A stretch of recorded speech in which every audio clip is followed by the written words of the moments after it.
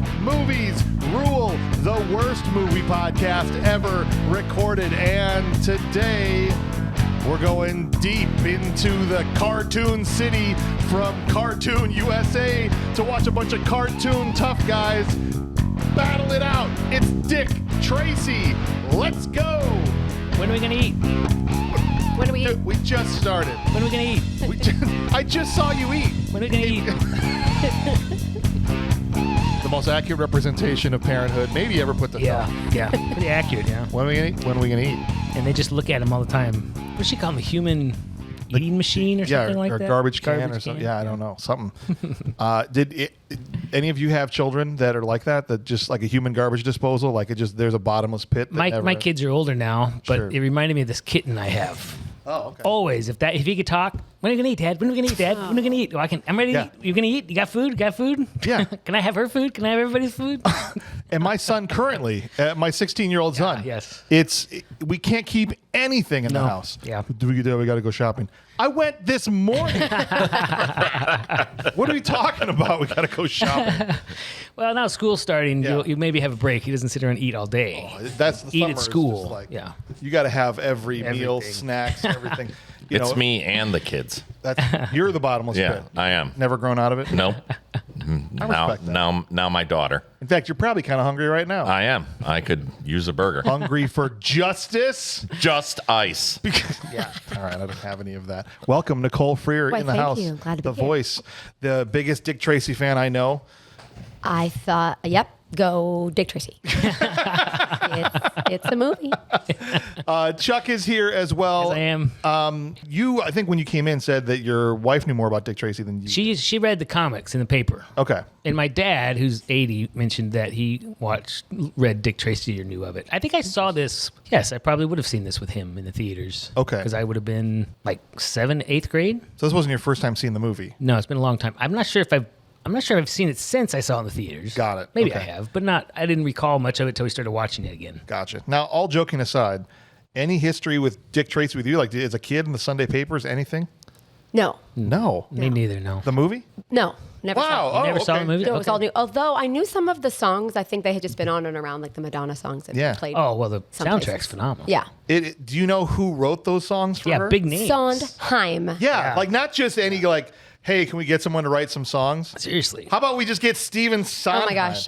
I saw that at the end and I went, that's why it's so interesting and complex. Like, there you Yeah. go. There Yeah. you go. It's crazy, and it's Yeah. also was interesting to see Madonna sing a different style Yes. than she sang. And this is at the end of the '80s, so everyone was like, Material Girl, This is like a pretty virgin. peak Madonna, right? Right. Well, she's Yeah. coming out of like probably her. She's still pretty peak. high up She's there. still Yeah. through the '90s. She was Yeah. pretty still The Cohen bra times. right. All that stuff, but like to have her suddenly do a lounge act. Yeah. My wife said that Very too. cool. She said, "Oh, she's singing." And she said something like, "It's interesting to hear her sing without all the I'm Madonna living stuff, the straight in a singing." material She's world. very talented. Yeah, she's great Yeah. as a singer. Yeah, this was one of my favorite movies, Yeah. to be honest with you. Was Yeah. it really? Yeah, this and what was the baseball movie she was in?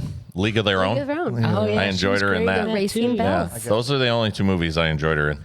It's well, I've got lots to say about Madonna, the actress. Yes. So I thought I'd start the episode out with lots of praise for Madonna, the singer. Very good. Nice. And a vast gulf exists between the two. But hey, she's got all kinds of talent. Well, and as far as music, I mean, obviously it opens up too with Danny Elfman. So I mean, you Yeah. pretty much know that right out of the gate. As soon as it starts. Interesting. How would you know before his name even came up that was a Danny Elfman score? Could it be that it sounded exactly like the Batman score? Yes. The year later? Yes. 1 year, Yes. 89 Batman, 90 Dick Tracy. And they're like, Danny Elfman were like, you want me to score this? I literally just, all right, just grab the music. I got some extra stuff here. Change 2 notes. Do some cuts. Put a half rest here, Yep. go down and set it Yeah. up. Exactly. Yeah. And it's Dick Tracy. I mean, as far as I'm concerned, I'm putting them both in the same world. They might as well They be. might as well be, yeah. And what's cool is the Batman animated series basically takes place in the time that Dick Tracy does. At least it seems to. Yeah, no, The cars and stuff. Like I said, in my mind it coexists. that So true? I thought you just go Disney's across the lake and there's Sure. There's Metropolis. You go the other way, Yeah. and there's Cartoon City. I don't know if that's the actual name of it. I didn't know the name, No. and I did had to just pull that out of my just behind, New so I York, just said Cartoon City because it was the whole thing looked like Yes. a cartoon. Yeah. Even all the matte paintings were beautiful. Really, Yeah, and they look like really drawings beautiful. and The film looked amazing. It did. In fact, there were times where the director, Beatty directed it and starred in it, Yes. right? I think, Yes. right? Okay. Couldn't We get a were going to director. get to the vitals in a second, but he literally said, don't pan or move this camera or it's going to ruin, like, the matte painting and everything won't look, it won't work. Yeah. Yeah. So a lot of stationary shots and things for that very reason. We were trying to figure out how much was a green screen versus just paint. Yeah. thing. A lot of it was matte paintings and stuff, which awesome. is very, very, very good. It looked like an actual comic strip. Yeah. Yeah. So they nailed that. And super successful at nailing that. Probably better than, I don't watch a lot of comic films, but if you're going for that look, I don't think you can do it better. I think it's one of the longest running comic strips out there. Yeah. It's like 1930s to 1970s. It's I heckin' think. old, and people got to the point you had the radio and not TV yet and all that, Yep. so they obsessed over these things to the point when they would always end in a cliffhanger. It was like a soap opera that never really ended. Right. People would be obsessed with getting the next Sunday morning, comic strip so they can see literally 8 more panels, and it was told, 4 to 8 panels at a time. Try to read it really slowly because there's not that much. Well, I think he's 8 years older than Batman, if I'm not mistaken, too, because he came out in 1931. I don't think Batman came out until 1938. No, you're right. I like And how you said Oh, they really are 1938, old. fit right Yeah. in the times. Yeah. That was That's right. nice. your transatlantic accent's That's pretty it. good there, right? I Some did people not in the know. movie had it. Hey, how you doing? Some didn't. Hey, listen here, Kappa. Somebody should have told them what they were doing. Pick one. No, but yeah, the fact that it's that old and they pulled it forward into 1990 was very, very interesting to me. Imagine taking something that's 8 panels and going, we're going to turn that into a 90-minute movie. That's not easy to do either. No. And he had over 2 hours originally. Two more than hours. 2. And Disney himself said, no, you got to cut it to 145. Also, Disney was going to release this movie. Yeah. But he said, maybe a little too much Madonna. We need to make it Touchstone. Touchstone will release this Right. for us, which was their So company. I too. had the family all in and out while I was watching it this time, and there's a scene in Beatty's office, which I'm sure we'll get to, Yeah, but we'll very get to. quickly, Madonna came in with her outfit and then took off her outer wrap, and my 11-year-old went. He wasn't sure what was going to happen. And neither was I. And my 16-year-old son was also in the room. Yeah. And you know why? It said PG on Yeah. the thing. Really? Yes. Is that what it said? It's PG. Wow. Okay. Sure. There's 2 reasons why I can think it shouldn't probably be PG or at least PG-13. Yeah. I can think of exactly two reasons. Yeah. Yeah. Both from the same scene. Yeah. Very much, yeah. Larry, let's hit the vitals. Thank you guys all for being here. More than anything, we're happy that you're here listening to Bad Movies Rule. We're going to hit these vitals, and then we're going to go scene by scene through the movie like we always do. And then we've got some awards we're going to give out and give our final reviews, whether we believe it is, in fact, a bad movie or it's got a bad rap, right? Let's see. We're going to Dick Tracy, 1990, directed by Warren Beatty. Now, Chuck, you said they couldn't find a director. What I read, if I recall correctly, is they interviewed several. Beatty wanted to produce it Yeah. because it was his baby. Right. But he thought maybe get a director, and they went all these directors, and they got a couple, but he wanted to have final decision, and no director would agree with that. Then he decided to do it himself. Yeah, the only name I heard attached to it was Martin Scorsese at one point was going to make this movie, which the casting felt like a Martin Scorsese. Oh, sure. I Yeah. could not believe every time a new person came in and I went, what? I know. What? Cast in this is unbelievable. I did not know that Yeah. they were all in it. Oh, it's nuts. Movie was written, it was based on the characters of Chester Gould. It was written by Jim Cash and Jack Epps Jr. The movie stars, this is where it gets fun. Well, before a couple of Please. the names. So you're right about it. Was Scorsese. He's Yeah. the one that wouldn't give him the final cut, which is crazy. You give Scorsese. No, you say, thank you, Martin, for wanting to direct my movie. I'll sit back here and Yeah. collect the money. So the other was one Bob Fosse, Hal Ashby, Sam Raimi, Brian De Palma, and the Coen brothers were all. Okay. Oh, man, you imagine Sam Raimi? De Palma, Sam Raimi, and the Coen brothers, that's 3 entirely different movies we would have gotten. Oh, yeah. And all of them would have been cool, but they would have been nothing like each other, and nothing probably like this, the one that we got. Coen brothers. Can you imagine a Coen brothers Dick Tracy movie? Yeah, been awesome. All right, here's the cast. Was this his first directing movie? No, he directed Reds back in Reds and- '81 and probably a Okay. couple other things. Was he yeah. considered a good director? Nicholson was going to be cast, and he said, "I never." Oh no, not Nicholson. Hackman. Gene Hackman was cast in this, and said I never after wanna work working with him under Reds, I'll never, ever again. So he said no. Surprisingly, everybody apparently said yes. Hoffman was a buddy with him, right? Because they did the worst movie ever They made, did right? Ishtar. My husband was like, there's one better film that those two men did together.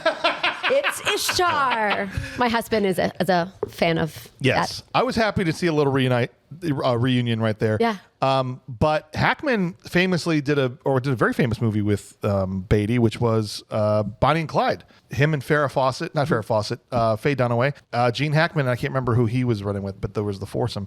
But yeah, and then after they did Reds together, they were like, nope, not again. Peace out. Interesting. But here's who was in the movie. We got Warren Beatty, Madonna as Breathless Mahoney, and then, no big deal, Al Pacino is in this movie. William Forsythe is in this movie. Dustin Hoffman, Ed O. Ross, Charles Durning. Mandy Patinkin. Paul Sorvino, Mia Sorvino's dad, just famous for his gangster movies and stuff like that too. And people that aren't even listed. James Tolkien, what's his name from Back to the Future, the principal. Oh yeah, Strickland. He was Numbers in this movie. Yeah. Hey, Kathy Bates is in this movie. Yes. Shocked. Mrs. Green. And Catherine O'Hara. Yeah. Dick Van Dyke is in this movie. Catherine O'Hara. James Caan. Yeah. Yeah, James Caan. Yeah, she played Texie Garcia. What scene was that though? That was the big scene where all the gangsters were at the table. That's right. And he's like, I'm going to be your boss kind of thing. Oh, and speaking of a little Godfather reunion in that scene, James Caan was at the other end of the table. Just craziness. Well, he came out and I went, Buddy the Elf's dad is in there. And Michael J. Pollard, a great character actor as Bug Bailey, is in this movie. And then there's all kinds of little cameos, which hopefully we'll get a chance to get And to the go through this. the kid that played it was in Hook, and I think he was in. Can't Hardly Wait. Was he also in Charlie Korsmo, yeah. Bob? What about Bob? What about Bob? Who's the kid in that He's too? The kid with Tourette's. Yep. I wonder if this was his first. He was really young in this. I look at that cast list and I go, how does Warren Beatty get this cast? And it didn't cost $100 billion to do it, right? They must have. They made some bank. They did make money. This movie got 3 Academy Awards. Right, because I'm just saying, because the budget, they would not have made money if they'd paid all these guys what they usually get. So they must have either loved the idea of being in Dick Tracy or really wanted to work with Warren Beatty. And their friends. Maybe pulled some favors. They also, I think, thought to themselves, okay, there's so many characters in this. I only got to be there one day at work, and I'm going to make bank, except for like Pacino and the main title people. All the rest of them are just in for a few minutes. Right. The Bixby Snyder Award is going to have some huge names. I was like, how do you do this? Huge names. And in fact, Dick Van Dyke, I think, worked one day. Yeah, he was in 2 scenes. He broke his shoulder in the bedroom scene where he falls. That guy. And that's the scene they used. Well, the movie did very well. As you said, it won Academy Awards. It made a lot of money at the box office. And the only reason, how are we watching this movie? I'm going to get to it right now. So it's currently at a 6.2 on IMDb, so just above what we would consider the cutoff there. Doesn't qualify that way. It also doesn't qualify on the critic score, which is 63%, barely. But the audience score, I was surprised. 53%. Yeah. 7%. So it's what I call an on-the-line movie. 6.2, 63, 53. It's all kind of right on that line of good, bad. So it seems to be people are pretty split. Which is a good reason to do that. 100%. So we can finally declare, is it bad? Science. When I was watching this, and talking to my wife and going, how does this apply? We're like, oh, surely it must have lost money. I looked at those two things. I go, I wonder if it lost money. And then I'm like, nope, didn't lose money. Nope. It was like $47 million to make, and they made 180 or 160 million gross. Yeah. It's pretty good. Pretty good. So thank you guys for being here. If you want to reach out to the show, please do that at thisshowis.trash@gmail.com. You can send us an email. Tell us your thoughts on Dick Tracy, whether you think it's good or bad. Just because there's some patrons that are doing the awards later doesn't mean you can't email us and possibly talk about Dick Tracy on a mailbag segment, or leave us a voicemail. Maybe you're so furious with what Chuck is going to say in this episode that you want to call and vent your heart out. Probably will be. Do that. 262-757-8567. Leave us a voicemail. We'll play that on our mailbag segments as well. If you'd like to support the show and help us keep this thing going, you can go to patreon.com/badmoviesrule. We've got about 9 other exclusive podcasts that we do only on Patreon. So make sure you do that for as little as like $5 a month. You get access to like all a cup of kinds coffee. Stuff. It's tons for that. Just for getting on the Discord, I think is worth that, because you can get on a big group chat with everybody, listeners and the hosts alike. So, all right, we're going to take a quick break, and then we are going to hit this scene by scene. Let's go. All right, now before we start, Chuck just dropped a little nugget on me. You said Madonna got paid how much? $35,000. She doesn't get out of bed for $35,000. I don't know about that. I think you're talking about getting into bed. I'm talking about getting out of bed. I get it. She doesn't get out of bed to do anything. She won't sing a jingle in a commercial for $35,000. Well, maybe was this her first movie? Well, there was one with a lion or something. I think it was before this. I can't remember what the name of that Maybe was. she's Desperately like, Seeking. I need to Something. get in this. But it was pretty early. This was before League of Their Own, certainly. Well, they were dating too. Madonna and Beatty. For a minute. Yeah. Yeah. For a minute. This might have started it Why a lot of people think or ended it. she wasn't the first person cast, though. Or no, I'm thinking of Tess. No, you're right. Tess. Yeah, Tess. I like the Tess in this movie. She's great. I like Tess. I always think of her, and I can't pull her name right off the top of my head, but I always think of her from the movie Dirty Rotten Scoundrels. Yes. Yes. Exactly. We're Sergeant watching this. Bilko. I'm going, That's who another is one this? I Where's like she her. from? And I'm Yeah. like, and I look through Dirty Rotten Scoundrels. Yes, she's the one that ends up conning them. Yes. It's so good because she's really able to play that like naive, innocent, and just you had no idea she was pulling one over on him in that movie. Yep. Yeah, if you guys haven't seen Dirty Rotten Scoundrels, Great movie. Go check that out. Steve Martin and Michael Caine. Hello, I'm Michael Caine. Sorry, I can't do it. All right. We talked about how amazing this movie looks, but let's talk about what happens in it. This kid sneaks into a poker game. Not just any poker game, but a poker game for deformed people. I just wonder if people come into this movie, and I don't know if any of you were in this boat, having no context to Dick Tracy at all. I You're right, was Nicole's pretty much- raising her yeah. hand. I mean, I'd seen it before, but it's been a long time, and I'm like, what the? So wouldn't you just be like, Especially the guy with the huge head and the tiny Tiny face. Yeah. His name is Tiny Face. Little face, yeah. Oh, little face. So how confused were you? Yeah, well, Wait, I was like, is this the Land of Confusion video from Genesis or Phil Collins? I mean, I'm like, I guess we're going a stylistic direction here. Little face without context. Sure, we need that much. It's got to be so shocking. also, next to unprosthetic Yes. to people. Yes. That's what was so jarring. Yeah, how do you determine who's like the mutant and who's not in this? Can you imagine for a guy like Littleface, everything would be huge to you, Yeah. right? You can't buy a shirt. Would you like to eat this olive? And just like it looks like a gigantic thing. Is the are they drawn like this in the comic? Yeah. Yeah. Oh yeah. They're all And their names are literal, like in the Yes, comics. yes. very literally. Yeah. flat top. The kid is a kid. Yeah. The brow. Yes. He's the one with the forehead that looks like a package of hot dogs. No, what's interesting is none of the bad guys ever appeared in the comics together. So No. each bad guy would have a separate storyline with Dick Tracy, and then they go to another one. There was never a thing where they all were teaming up or together or anything. IMDb told me the reason he did that is he wasn't sure he's going to get a second movie, so just put every character he could think of in there. This is why anytime anyone's like complaining about like a Guardians movie or the new Superman, we're like they're putting too many characters in Yeah. it. Remember that was the complaint about Yeah. the new James Gunn Superman? And I think back to Dick Tracy where they stuck every character that Yeah. ever existed into one movie. It depends whether you think that was accomplished anything or not. It was a good decision not in Dick Tracy. I don't. Well, I think it worked. I don't know anything about these do. people, so I'm like, whatever. Yeah. A lot of weird characters in here. for sure. But also at the same time, imagine if they put like every Batman villain that's ever been into a Batman movie. It'd be chaos. Yeah, and just did like B-rated characters. Right. Yeah. Here's the ketchup Here's condiment Condiment man. I was King, just yeah. like a ketchup and mustard guy with Yeah. condiment king. Yeah, Condiment King and Egghead. Yeah, It reminds me a Egghead. little bit of Mystery Men. Right, a little Where bit. I mean, they did it in the Lego movie and they pulled it off. That's true. Everything was awesome. Everything was There awesome. you go. Yeah. I thought you'd hate this poker game because they're a bunch of dirty cat chuckers. I saw that was bad. I mean, That guy's name's the Rodent, though. oh, is that right? So he tossed the cat. It helps if you know some inside stuff. I also wasn't that bothered by it because it was clearly not an actual cat, a live cat. When he threw whipped it, though, right? He threw it It's far. like, wow. But shouldn't the cat have kicked his ass then if he's Well, that's why he's sticking it to him. he should have said Can I "Cat!" just tell you? I have a And story. ran. I have a story about a rodent. Please. Chipmunk. Chuck Tails. If people don't know, I had to move cats into my garage, and they own this garage. Good sized garage. It's 27 by Yeah, it's decent 30. It's size, a big yeah. garage, 2-car plus.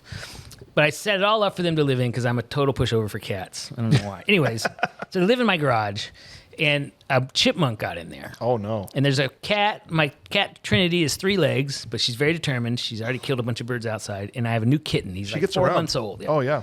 So the chipmunk gets in there, and they're just going absolutely nuts chasing this thing. My son's in there. He texts me, says, it's like watching Tom and Jerry in here when they're chasing this chipmunk. Well, the chipmunk's super fast, so they can't. Trinity got a good hold of it one time, and it squeaked and got it, but they couldn't get it. Well, I go in the next morning, and the chipmunk is lying on the floor. I'm like, oh, they got him. He's dead. Yeah. And I look at him, and I get a glove on because I don't want to get rabies. Sure. And I go to pick him up, and he squeaks, and I'm like, he's still alive?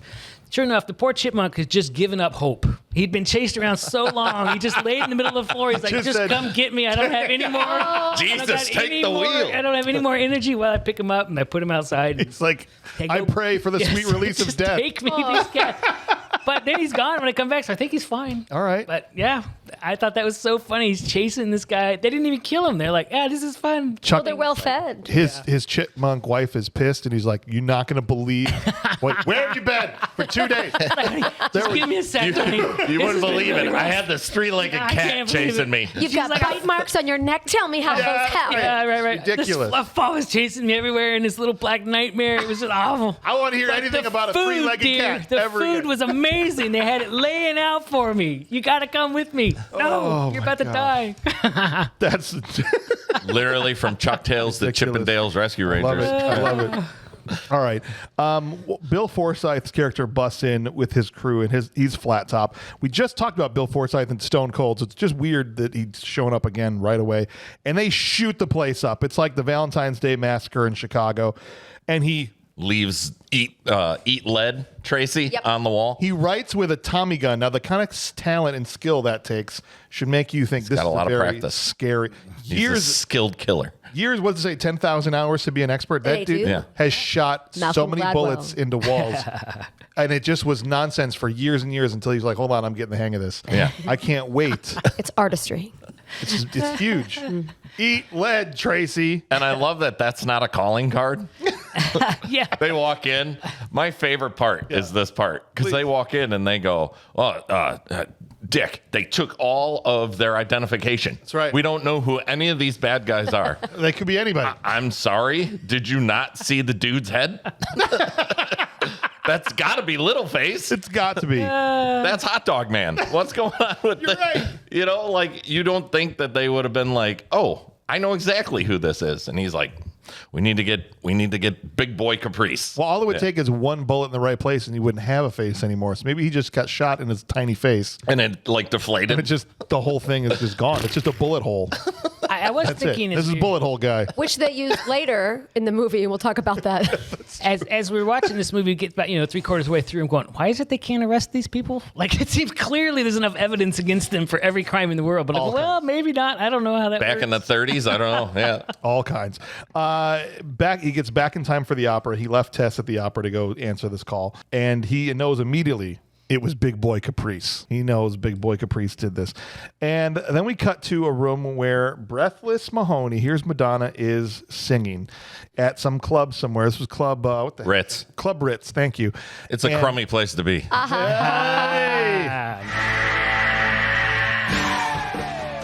And here's Paul Sorvino as Lips. Great makeup on Lips. It Disturbing. was disgusting. Yes. Hated it. Did not like it. Did not like the slurping oysters. He slurped Neither did she, yeah. 19 oysters. Did she imply they used to have like an actual attraction to each other? I think so. Maybe he didn't always look like Paul Sorvino. Maybe not, with giant disturbing lips. With a bass, like a largemouth bass. They say that over time, people's noses and ears get bigger. Maybe his lips he had like weird had that. Oh, that could be it. going. It's just Quickly. Yeah, because she says something along the lines of like, can I leave now? And he's like, why? And she's like, well, you make me sick when you eat. Yeah. He's like, well, you didn't used to. Yeah, She goes, you didn't used to look like a Zeppelin. I think they have So a thing. I think Yeah. they had a thing at some point. Yeah. Maybe she liked them lips when he was a thinner dude. Maybe Maybe he had some plastic surgery because he got a little over something with his lips. that can be a thing where he's got some kind of body dysmorphia and he just keeps going back to the plastic bigger, surgeon to get. maybe. No, they got to be bigger, Doc. Bigger, Doc. Everybody's around here walking Longer. around with hot dog foreheads and they all got cool wrinkle faces. I need right. some distinguishing. I need- He's the only bad guy that actually looks somewhat normal. Every time I show up to the gangster meeting, they laugh at me. I think James Caan was like, night waking, no makeup. 100%. Did you think that? I did. The same thing. I said I bet anything. He's James like, Caan nah. walked in and said, "Yeah, I'm No, not doing that." Not doing that. And they're like, we're going to explode you. We want to give you a huge square jaw. What do you think? No, I'm not doing that. How about I just put a hat on and a little pencil mustache? He's like, Warren, I'm not sitting in 5 hours of makeup for 2-minute scene, and I'm going to be here for half a day for it. 100%. Maybe a fake nose and call it a day. I got an hour worth of filming here. I'm not putting no freaking makeup on. I wish I knew for sure, but I bet almost any amount of money. Because it was so obvious. James Caan, more like James Cont. Yeah, right. Or won't. Yeah, James won't. Yep. For sure. All right. Three Chins walks in and we're definitely cops. I love that. That first guy walks in and his face is mangled, and you don't know that's a bad guy right away. We're definitely real police officers. We need you to come with us, sir. Lips is pretty blind. Yeah, okay. Flap Top ends up taking him out on the street somewhere. And there we get the Tracy comes across this kid. Okay, so Dick Tracy and Tess are walking out to the diner out of the opera. And they come across the kid, and I don't remember exactly what the circumstances was. He had just robbed the diner. Mm-hmm. Yeah, He robbed a guy's watch. His watch, thank you. And so Dick Tracy chases this kid from Manhattan to Queens. Through a train. Through a train yard. Eating diner food and not working out ever. No, the cityscape has changed by the time he catches up to him. Yeah. It's a whole different city, right? And kid takes the watch into this ramshackle little place in the middle of what looks like a makeshift part of the city, and puts the watch down on the table. And this dad, it's not even his dad, I don't think. No, it's just some bad guy that's kind of using him for basically for stealing stuff. His name's the Tramp. Is that his name? Yeah, that's the character's name. And he smacks his kid across the room. Yeah, he's mean to the poor little guy. He went flying. Yeah, he did. Yeah, just because he wanted a piece of chicken. Yeah. Chicken. Yeah. Give me some chicken. And Tracy pulls Hears back this all happening. the shower curtain or whatever their door is. Yeah. And beats this guy's ass. Oh, it's great. Shaq's moving back and forth as he's fighting. Yeah. Try that on someone your own size. That's right. And then he busts him through the wall. I'll go and get him, and I'll be back. Yeah, he's like, let's take this outside. That's when he busts him through the wall. Yeah. After he slaps the life out of him, the kid tells him to suck an egg. Yeah, he does. To Tracy, who just helped him why out. is the kid pretty well? Yeah, he's like, is this your dad? And he's like, suck an egg. Yeah. He's like, oh, all right. Well, people tell you long enough that nobody from the other side of the tracks likes you, then eventually you believe The it. other Well, side he of was the also tracks, very you. accurate in that he would go to the orphanage if he got caught. I don't understand suck an egg as an I don't insult. either. That sounds I thought that delicious. I'll too. suck on an egg. Hard-boiled? Heck yeah. You never heard people say that? Yeah, yes, but I don't heard it. understand. I'm Sure. like, okay, I'll have a snack Maybe- later, but what are we talking Well, about? let's see. Would you have a pickled egg? Do you have any hot sauce? You is think my he should question. have taken that as a diss? He should have been like, okay, do you have eggs? An egg? Go to the Maybe diner. ostrich eggs are really big. You might die. They turned into the chicken that you were not allowed to Right. eat, unfortunately. That's what I'm saying. It's There's like, that, it's like telling somebody, go have a popsicle. I respect this very much for their. Not the same. Yeah, I will say. that is different. Yeah, there's those. This is not to be culture. The cultures eat lots of different things, but I think it's in Philippines. They have those semi-developed eggs, balut, I believe they call I it. It don't- has a little bird Not inside aware of of it. it. Whoa, shut And up. they eat the Nope. bird, the We're gonna baby stop bird right and the there. eggs. Just Stop a right little there. bit crunchy, James. So if Just a that little was bit it, they crunchy. said, yeah, there's beaks and stuff. If I'm about someone to balut in my mouth. If Ugh. someone said, James, suck a balut, then you might be concerned about it. Should we show you a picture of it? Sick as a dog now. So maybe that's where that came from. Some sailor came back from the Philippines. You're He's looking a little "Are green. you seeing these You're things?" Mr. Green. Oh, no. I used to watch that show, Strange Foods with Andrew Zimmern, and he goes and tries all the weird foods. And a lot of it, you're like, he makes whale sperm look tasty, Oh, gosh. but balut never was attractive. Don't show me a picture, Nicole. Don't show me a picture. You beat me to it. I was sitting here. I was trying to Google it. You I've got it. never been so happy to be nearsighted in my life. If these bad boys hadn't been on, I would have saw all that. You can get those in Chicago. Next No. time, you should try that. Your wife likes fine dining. Yes. Hey, honey, Not your baby next eggs. vacation, your next vacation. Hey, honey, I got something treat for you. I will I put can't up- go in because I got to go make a phone call, but I got it all set up for you. Put that on a list of things that'll never happen. All right, Big Boy Caprice shows up and gives Lips a bath in concrete. Yeah, it gives him a Not the new bath, suit. not the bath. Yeah. Oh, man. I taught you everything you know. Do you notice how right before he gets dunked on with the concrete that his face is totally normal and the lip prosthetics aren't there I anymore. did not notice that. Yeah, they're just like, we're fell not going to off. put the makeup on. We don't care. We're not We're not You know gonna what ruin else it. I learned in that scene? I always assumed they let the concrete dry before they dropped him in the water. No, they just They throw let it him in drown wet, first. locked it up. Yeah, it down. we just want you to be just uncomfortable chatty. when you drowned. It just seemed like a waste of resources, really. Yeah. Right, you can just shoot him. Well, would the water potentially wash the wet concrete away? Or just like That's what I'm ground saying. You. Yeah.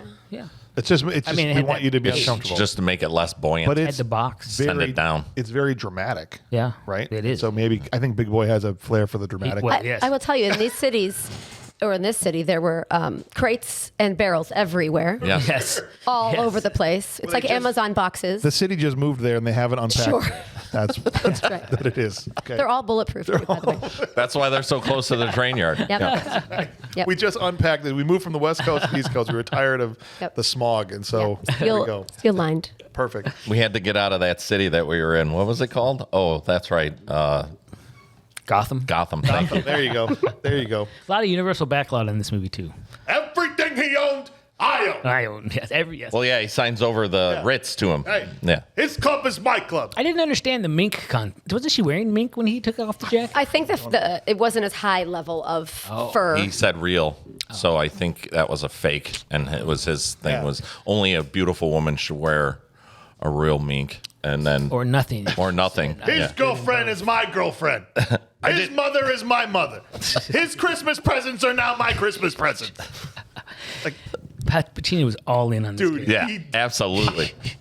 He was unbelievable. give it up for Al. My wife's like, that Al Pacino? Like, yeah, it sure is. not just- And he designed his own makeup. I know. I'm like, and it's not just Al Pacino. He's going full Al Pacino. Right. He's going full. He's yes. not going to do it any other way. No. I love that. No. He all- Only has like a hunch, and then he's got the chin Weird prosthetic butt and the thing going on. get in my car. I'll tell you right now. It's just, it's Such a so funny good. character. Yeah. I And love that he he's did. caught making quotes and just adding famous names to them. Yeah. Right. He says that and goes, Lincoln.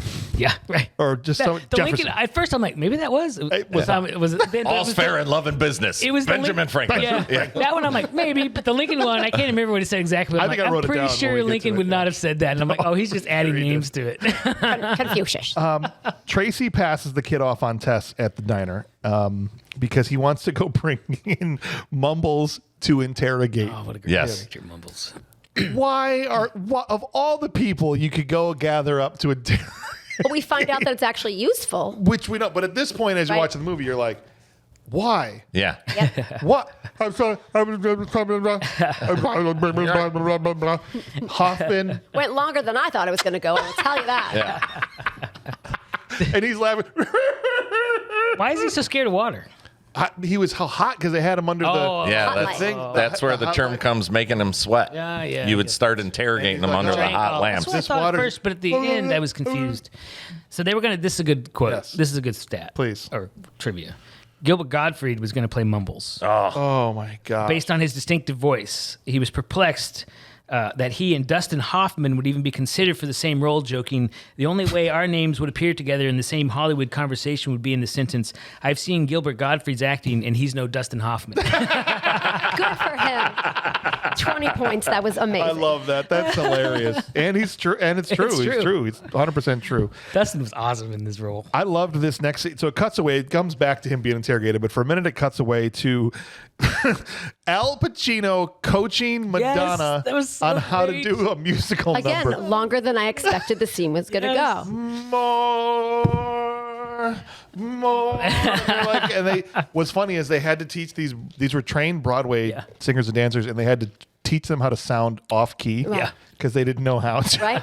It's hard. It's hard. And it's like, "More," and Madonna's like not into it at all. And he's smacking Smacks him her. in the Yeah. stomach. He's violent with her. He is. And Yeah. she just takes it and keeps Yep. going, more. And then they finally end, and he goes, no, it's wrong. It's wrong.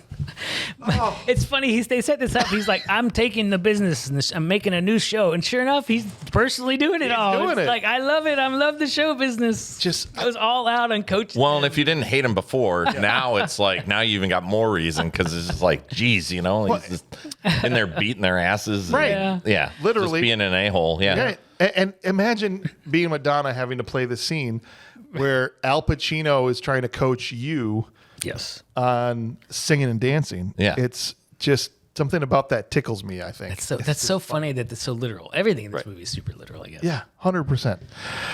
Comes back to Mumbles, and this is where he's really starting to sweat. And Beatty's like, would you like some water from this bear wiener right here? Exactly. Yeah. And the top later, you find at the top of that same thing is where they have the tape player. Sure.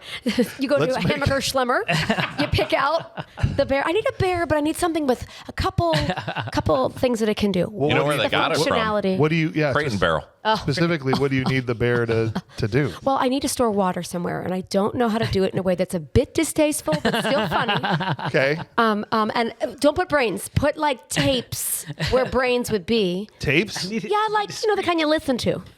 Oh, so you want to be able to record people in the bear? Duh. Sir, what are you going to be using this bear for? We also need to put ice in it. I don't know if that's a thing. So if the tape can maybe not get wet, that would be Look, great. I could do it for you, but it's going to take a couple weeks at least. You got two. All right, fine, fair. Oh my gosh! And I didn't notice till she walked out of the room that was Kathy The Bates. stenographer is so great in this. She was They don't even really play her up. He's talking to Mumbles, and she's in the corner, and they're like, "Oh, the stenographer." Then you look at her closer, and she's just going. Because she can't. And then when he talks, she writes, and then Mumbles talks. She's like, But then the best gag after that is when they're walking out and she's got 5 miles of paper behind her and she's like pulling it and trying to wrap It's like it up. she ate those Dots candy, like a whole bunch of them. Yes. Yeah. and doesn't he say something to her like, "Write this up" or whatever? Yeah. And she's like, "Write what up?" Or It's something her like only that. scene. She's great, but this is pre-Misery. She was just mostly a theater actor. Got this gig that James Caan is also in. Yep. And then the next year, I think 91 was Misery. It's got to be the next year. She's becoming a superstar at that point once she makes that movie. But she was That was so great. a bit player here. Yeah. And looks And now so I love her young. as the lawyer now on her new. Yes. Matlock. I love it. Yeah, she's great. Tracy goes That's a pretty to good show. arrest Big Boy because he thinks the walnuts are the proof. They found walnuts. The Where, of walnuts. course, you're going to find a good fingerprint on the walnut. Obviously. It didn't even occur to them that he might have worn gloves. Like he did actually wear gloves when he was eating his walnuts. He did. Yeah. And they're good for the liver. As well as he finds the earring. Yeah, he finds the earring there he too. finds And Breathless after Mahoney's earring. After they take Big Boy away, he kind of lingers behind for Breathless Mahoney and kind of follows her into her dressing room. And this is where the movie really stretches the limits of PG because she's straight up topless. Yeah, pretty much. And- Well, she's got shears. It's sheer, but it's like I can see what those are. Yeah, it's Like, pretty clear. And my son goes, "Turn it off! I don't want to see that." And I was like, "You just don't want to see it because I'm Yeah, sitting I was here. gonna say you don't want it because I'm here.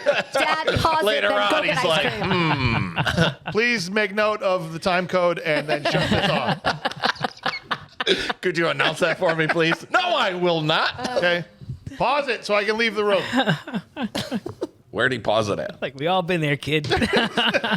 There's a great line in this scene where he says to her, "No remorse, no regrets? no regrets for lips." Yeah, no remorse. I'm wearing black underwear. I'm wearing black underwear. And so my son, who's 11, is like, "What?" And I was like, "Well, you wear black when there's a funeral." I'm like, "Oh, okay." And to her, she thinks that's enough. She's like, and she said it. She delivered that pretty good. Yeah. What? I'm wearing black underwear. Like, I am showing my mourning for him. Turns out, though, sadly, they couldn't fingerprint the walnuts, and Big Boy's gonna walk. Yeah. Police brutality, he says on the steps of the courthouse. Well, and a great little shot here too of another person that I don't know if you recognized him, but is the guy, the voice of Roger Rabbit. Yeah, Charles Fleischer's. Yes. Yeah. I He's was one of the like, reporters. hey, I know that guy. This was 1 year later. Yeah. That was Yeah. the year after, because 89 was Yeah, it was Roger great. Rabbit. He's got a busy schedule. He does. They take the kid suit shopping while Flat Top is watching across the street, and this kid does not want to wear a suit. Nope. And Tracy, I think, handles him pretty well for the most part. Yeah. Right? Well, the kid doesn't want to go to the orphanage, and the orphanage called Yes. and said, "We can't take you because you smell too bad." Yeah, Or I was it think Tess because I've that kind said- of glossed over this. You're right, but there's this running B plot in the movie where orphan- he's like, "It's the law, kid. I gotta take you where social services, whatever it exists in this realm." Yeah, he's like prolonging it though, Yeah. because he likes the kid and he's kind of hanging out with him, right? And then he's like, he smelled too bad, so he's trying to get him to clean up a little bit and get him a suit. And they take him to eat, and this is where we get the first montage of when do we eat? When do we eat? And throughout the movie, this kid had to eat a lot of food. He did. I thought That was too. significant. And if anyone's ever shot a scene with food, You do it again. it's not fun. Nope. No, It's over and over and over. And it's usually not, if it's supposed to be cold, it's probably warm. And if it's supposed to be warm, it's probably cold. And it's just, that's the way it goes. And it's gross. And there's spit buckets usually on set. And So you can spit out the food and So you then can do it again. so you don't have to keep, if you keep swallowing every time, you're going to be like, you're going to be full by the time. Yeah, what I'm saying. I'm bloated. I need some Pepto-Bismol. What ends up happening here is this poor woman, they cut to the end of this montage, and Tracy has pulled up with Tess in the car, and he's clearly trying to say, we should move in together. Yes. Right?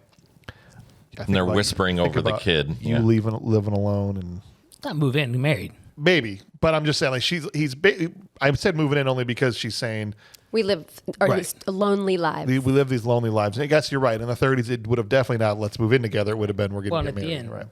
not That's give it also away. true, yes. And this, all I could think of through this whole movie is this poor woman Yeah, seriously, Tess. who just gets the kid shoved off onto her, Yeah. middle of a date at the opera, whatever. He's about to, his version of propose, and he just stops mid-sentence Right. and goes, I gotta go. we should gotta go. get this kid.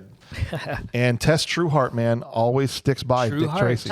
I know. I love that name. It's so Dick Heart. Tracy. Like Yeah. it's so. I say that like I've read it a lot, but I No. mean it's so true to the fact that they name people. Yes. Literally. Then what does Literally. Dick There it Tracy is. mean? Do you want Private to know? Dick. I mean, just Well, I know think what about Private Dick is, but what Tracy? Probably just a name. because he's an investigator. Traces you? of evidence. Traces? He traces you All right, around. I guess that's true. Right? As soon as I I'll said buy that, it. that's actually what I thought. Yeah. All right. There's a drive-by that happens here. Flat Top comes by as they're going Yeah. into the Him house. and Itchy. Look out, Tracy. Yeah.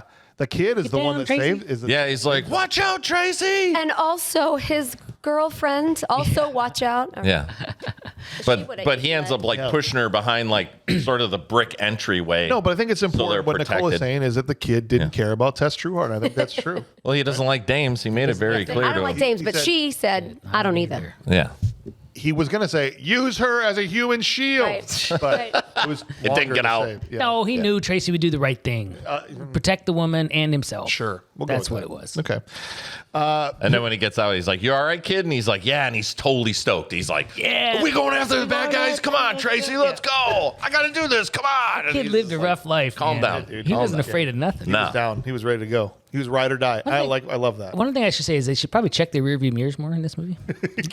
You might know the kid is back there all Did the they time. have any back then? I don't know. Yeah, sure. I think they showed a shot through one at one time. Maybe. Of him I don't remember. peeking up through the back.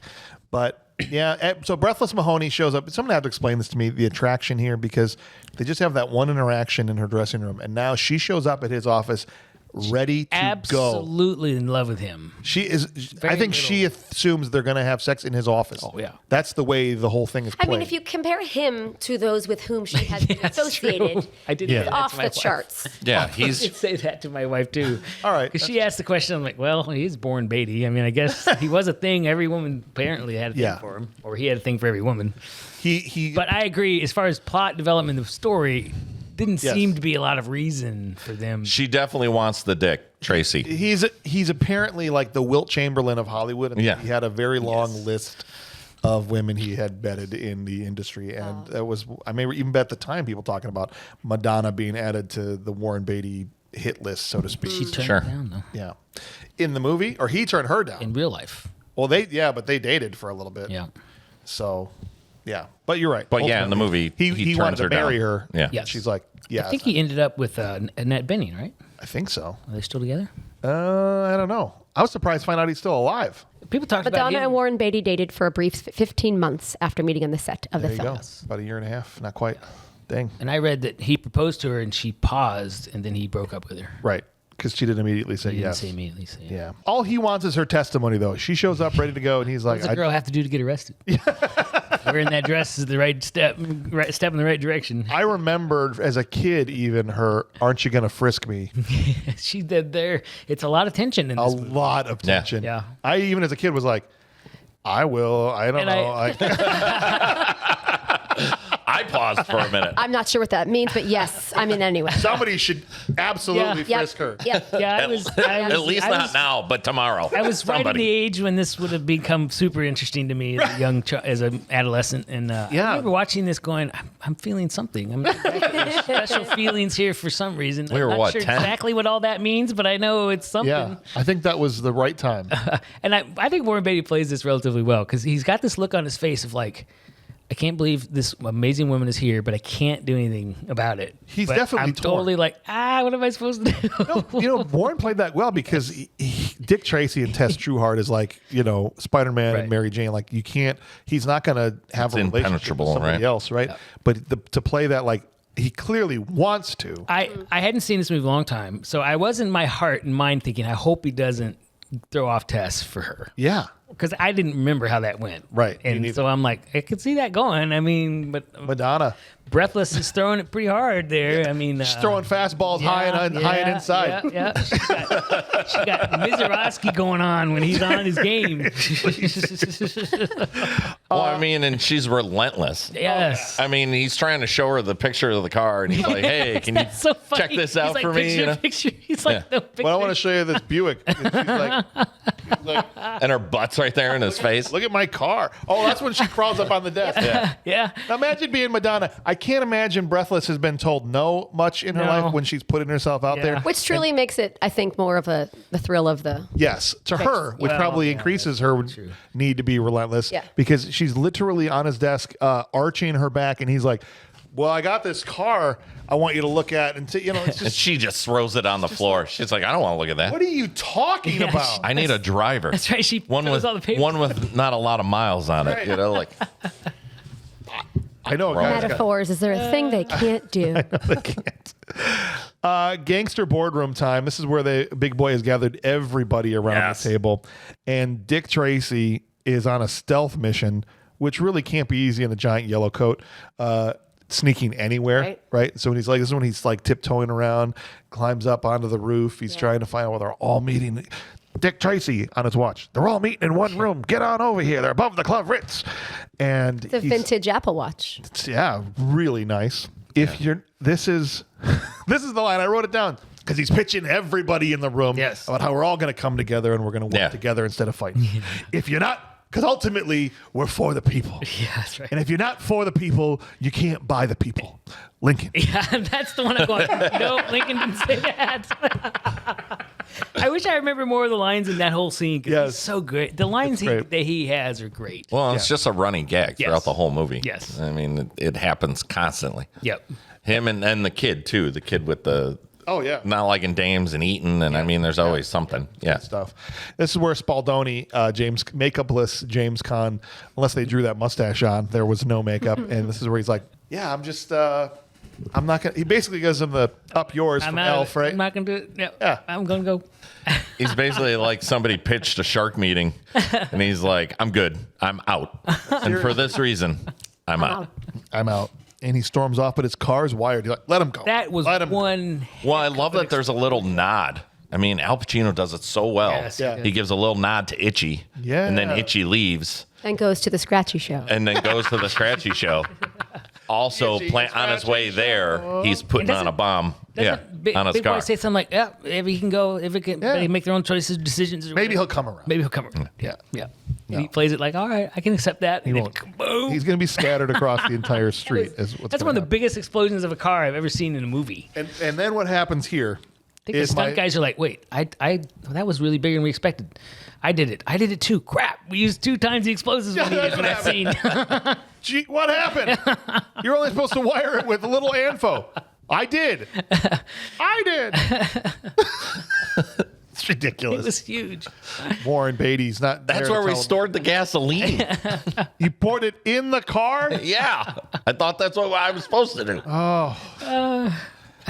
My favorite part in the entire movie is after this explosion, Dick Tracy jumps off the Yes, roof this is the into a light pole and Doink. eats it. Yes. Doink. Just So straight good. Yep. eats it right in his face. Is it him? I mean, is it is. Warren Beatty? Well, so what happened is somebody had asked him about the stunt performer in an interview later. It was like, hey, what happened to that stunt guy? Because he clearly racks his grill on this light pole. And Warren was like, That was me. Like in the interview.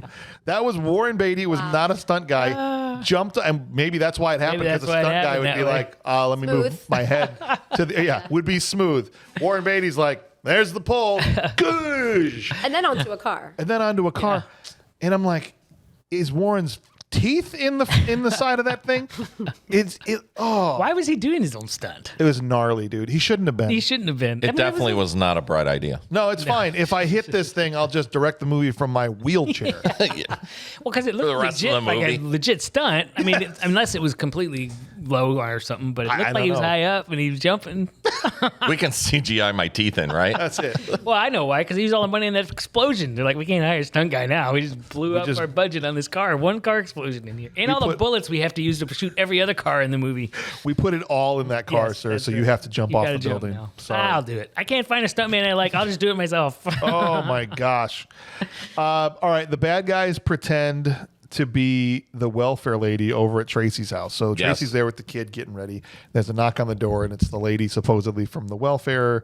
And that kid's ready to go. He's like, I'm out. He steals his wallet. Yeah. He takes whatever he needs. He's ready to go out the window. His clothes out there. I'll Yeah. dress later.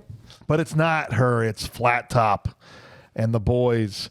And then this kid bails out the window and watches Big Boy's crew take him away, and he jumps on the car, follows him to the building, and they tie Tracy up in the basement. And the kid is now watching all of what happens through the window into the basement, where Big Boy tries to buy off Dick Tracy with 15,000 clams. Clamps. Yeah. Clams. Right? It's always clams. You stupid dick.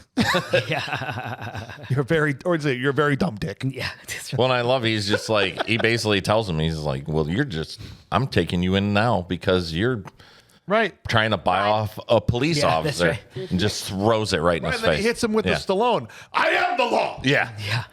Right? Unbelievable. I was like, hey, wait a second. It's 4 years before Judge I've heard Dredd. this before. That's where it probably came from. It probably is. I am the law. And it's delivered so great. You want to say, okay, maybe he's playing it up because he's in a Dick Tracy movie, but this is all, he played a scene in Heat the exact same way.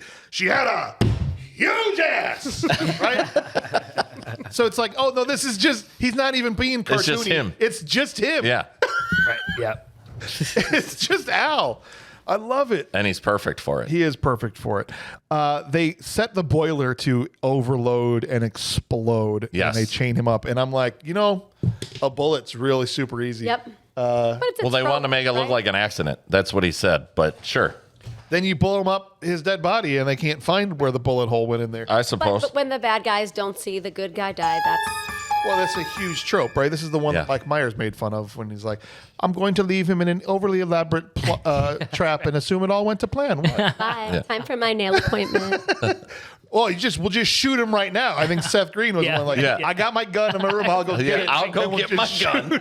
It's in my room. I'll come back and I'll shoot him. You just don't get it, do you, Scott? So I love that trope whenever I see it. Dude. No, that's great. In fact, you not only is a bullet easier, you told him to eat lead. Yes. Yeah. And you're not serving up your promise. You put it right on the wall, man. 30 seconds, no more dick. 30 seconds, no more dick. Did you guys, were any of you annoyed by Itchy as I was? Is Itchy the guy with the butt nose? He's the guy in blue with the glasses. He's laughing. He's always scratching his neck. And freaking giggling all the time. Yeah. Drove me crazy. 30 seconds, no more dick. And then the kid, obviously, you knew that was going to happen. The kid comes down and saves him. Yeah. Takes the baseball that Dick got him earlier in one of the scenes. That's right. Got him a baseball and a glove as a present, and he whips the baseball through the window. Yeah. Uses a piece of glass to cut the rope. Picks up Dick Tracy on the chair and carries him upstairs. Yep, just right over his shoulder. It's incredible. You didn't realize, but that was a very small man. That was Yeah, As a stunt took man. his place. They hired him after the pole incident. Right? They're like, look, everybody, even the kid. Yeah, even the kid gets a Cut to the kid. He's got like a push broom mustache. I'm saying, dude, looks like Hulk Hogan, but like a small one. Just hoists him up. Just carries him up the stairs. Let's go, Fireman brother. carries him. Let's go, brother. They cut back to the kid dumping him, and he's back to normal. Yeah, right, exactly. It was a sleight of really hand. great scene. It was a great scene. Did you notice Hulk You got to Hogan? slow it down. That's the only spot where he could fit. He gets the certificate. for saving Dick Tracy's life. That's right. Yeah. That was Deputy. pretty great. But only really when he picks a name for himself. Which is sort of just sad the because he's kid. like, listen, I like my name. like Can you my name." stop bullying me about it? And they're like, it's not real. It's not real. Change it. Well, Get a stupid name. Stupid kid, get a real name. You're dummy. the only one in town that's going to have a name that doesn't imply who they actually are. That's right. I don't want to be different. What Yes, do you think we are. have literal names Darn around here? teenagers. But you're going to be known as Kid through the rest of your life anyway. So your name is Officer Cop. What are you talking about?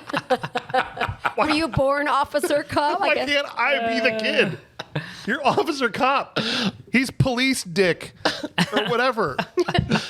I mean, even Bug Bailey, his name is in the it's his title. It's his name. He bugs things. But I have to be Jeff. I suppose you can't do Dick Kid. No, you can't. He was kind of a dick kid. Well, yeah, but you can't really put that down. can't put that down. At least nowadays, probably not. No. Dick Van Dyke just gets yelled at and reamed because Big Boy apparently is Yeah, he's on the. Yeah, I think he was trying to get out of it. he's on payroll. out of it. Yeah, right. They park, walk past him. Okay, this is I love this. So they go to meet Dick Van Dyke, who had already, there was a scene earlier of him giving Dick Tracy a hard time for going after him. Yeah, because he's the DA. He's the DA. Yeah. And so we find out that he's in their pocket. They are meeting in the graveyard, and here's Dick Van Dyke, and you're supposed to not know who they're yelling at. His back's to camera. And here comes Big Boy and his boys walking towards him. They yell at him. They walk past him and get into the car and leave, which means they pulled up, walked past him. That's a good point. Or the car drove around. Hold on. It's you like- stay right here. It's like influencers when they put their camera up and then run down the hill and then slowly walk up. I find that summertime is the best time to reflect. And furthermore, Which means he said, you stay right here. We're going to come over and we're going to walk past this way. And then I'm leaving. What I was looking at that scene. I don't quite understand. They did this a few times in the movie where they have it's obviously drawings all around. Yes. And yet there's like live actions within it, and that's Right. one where they're walking through the painting practically. Practically, yeah. How do they do that effect? That's Yeah. pretty nifty. It looks great. Look, I don't understand how. Probably why it's blacked out because it's like nighttime, so They need it's to shadowy. do Because they were in a More of that stuff. If I'm not mistaken, they were in a like a Those graveyard, I think. graveyard. Yeah, so it was kind of like there was a street lamp that kind of lit the foreground, Yeah. so it was kind of cool because they walked Yeah. out of the shadows and then into the. But another thing I like too about this movie that they do a lot of is where they've got like something a person or even a product up close, but then they're shooting past it in the background. Yeah. So in this scene, that was a prime example because they showed Madonna in the car or Breathless in the car, but then they were walking towards the DA, but like Madonna was still in the shot. So it was, I don't know. I just thought it was really cool. They did a couple of times where they were like in the office, in Dick's office, when they were showing like him sitting there and Madonna was walking up, but like there's like a cup in the foreground or the chili. There was another one where he had like the chili and they were showing the cook. Yeah. What was the chili about? It's just a cop thing, I that think, his- because he's Okay. he's always up all night. Always And working all so it's just popping a can of chili to eat all the time, just to eat. But anyway, I thought it was cool. That's cool. Yeah. This is where Mahoney comes over with some peach ice cream But not really. because he says, what kind of ice cream you got as he opens the door thinking it's Tess. Yeah. And this is actually, I messed that up. This is where she says, aren't you going to frisk me? And he's like, for ice cream? What are we Is this a game? we talking about? Did you? He looks out the door. Yeah. I don't smell any ice cream. You were supposed to bring ice cream. She kisses him Yeah. right as Tess walks in with the kid. Yeah. Yeah. Of course. Yeah. Not great. But she's the only one bit that of- sees it. Of course. The kid ends up going like, "What are you doing?" Which Yeah. then almost Interrupts. interrupts him to go, "Oh, well, I better stop kissing her." And the kid says, or is it the kid or Tess that says, she's pretty? I think it's the kid. And he says, she's a lot more than that. Yeah. Oh, no. No. This is what Mahoney says. Thank you. I'm trying to keep my notes straight. Mahoney picks up the picture and says, she's pretty. Right. And he says, she's a lot more than that. I loved that. Yeah. That's Yeah. a good line. Right? Because it just shows how much he's devoted to her, even though through Correct. everything. Because like that's all you are to me, as far as I know, right? But here I have a woman that's a lot more than that, And that's not the most important thing about her. Is this where the kid has a sexual awakening and he says, "That's my kind of dame"? Yeah. Yeah. Yes, Out it the is. window. That's why I was getting it confused, right? Yeah. Because He's before, like- I don't like dames. Well, I guess I like some dames. He's window breathing, just yeah. Drawing hearts. drive away. Call me. Be freaking hilarious. And of course, Tess is upset. She sees it, and I get why she's upset. You get upset when you see somebody kiss, but I don't know what she thinks is happening. It's not like Dick would call her over, quick, come over while they're out for ice cream. That's going to take 5 minutes to come back. Yeah. Right. You know what I mean? So you have to assume she just showed up. Well, he does have to keep going away for business. Yeah. So maybe she could be like, maybe it's not always business. I get what you're saying. Maybe. Could be. Or just the fact that he was kissing a woman. Also, And 88, this is where we get in a little bit more with 88 Keys. 88 Keys has been kind of abused throughout this movie. Yeah. He's supposedly the best piano player in town. Big Boy's being pissed. Big Boy whack his hand? he closed Yeah, smashes the That's piano right. on it. Smashed his fingers on it. She's like, that was a dumb move. He's the best piano player in the city. Yeah. And I needed him to show up in the next scene and say, "My name is 88 Keys. You crush my fingers. Prepare to die." 88 Keys. I got to stop for a second. My story. Yes. It's a Nicole Tales. Woo. Yeah.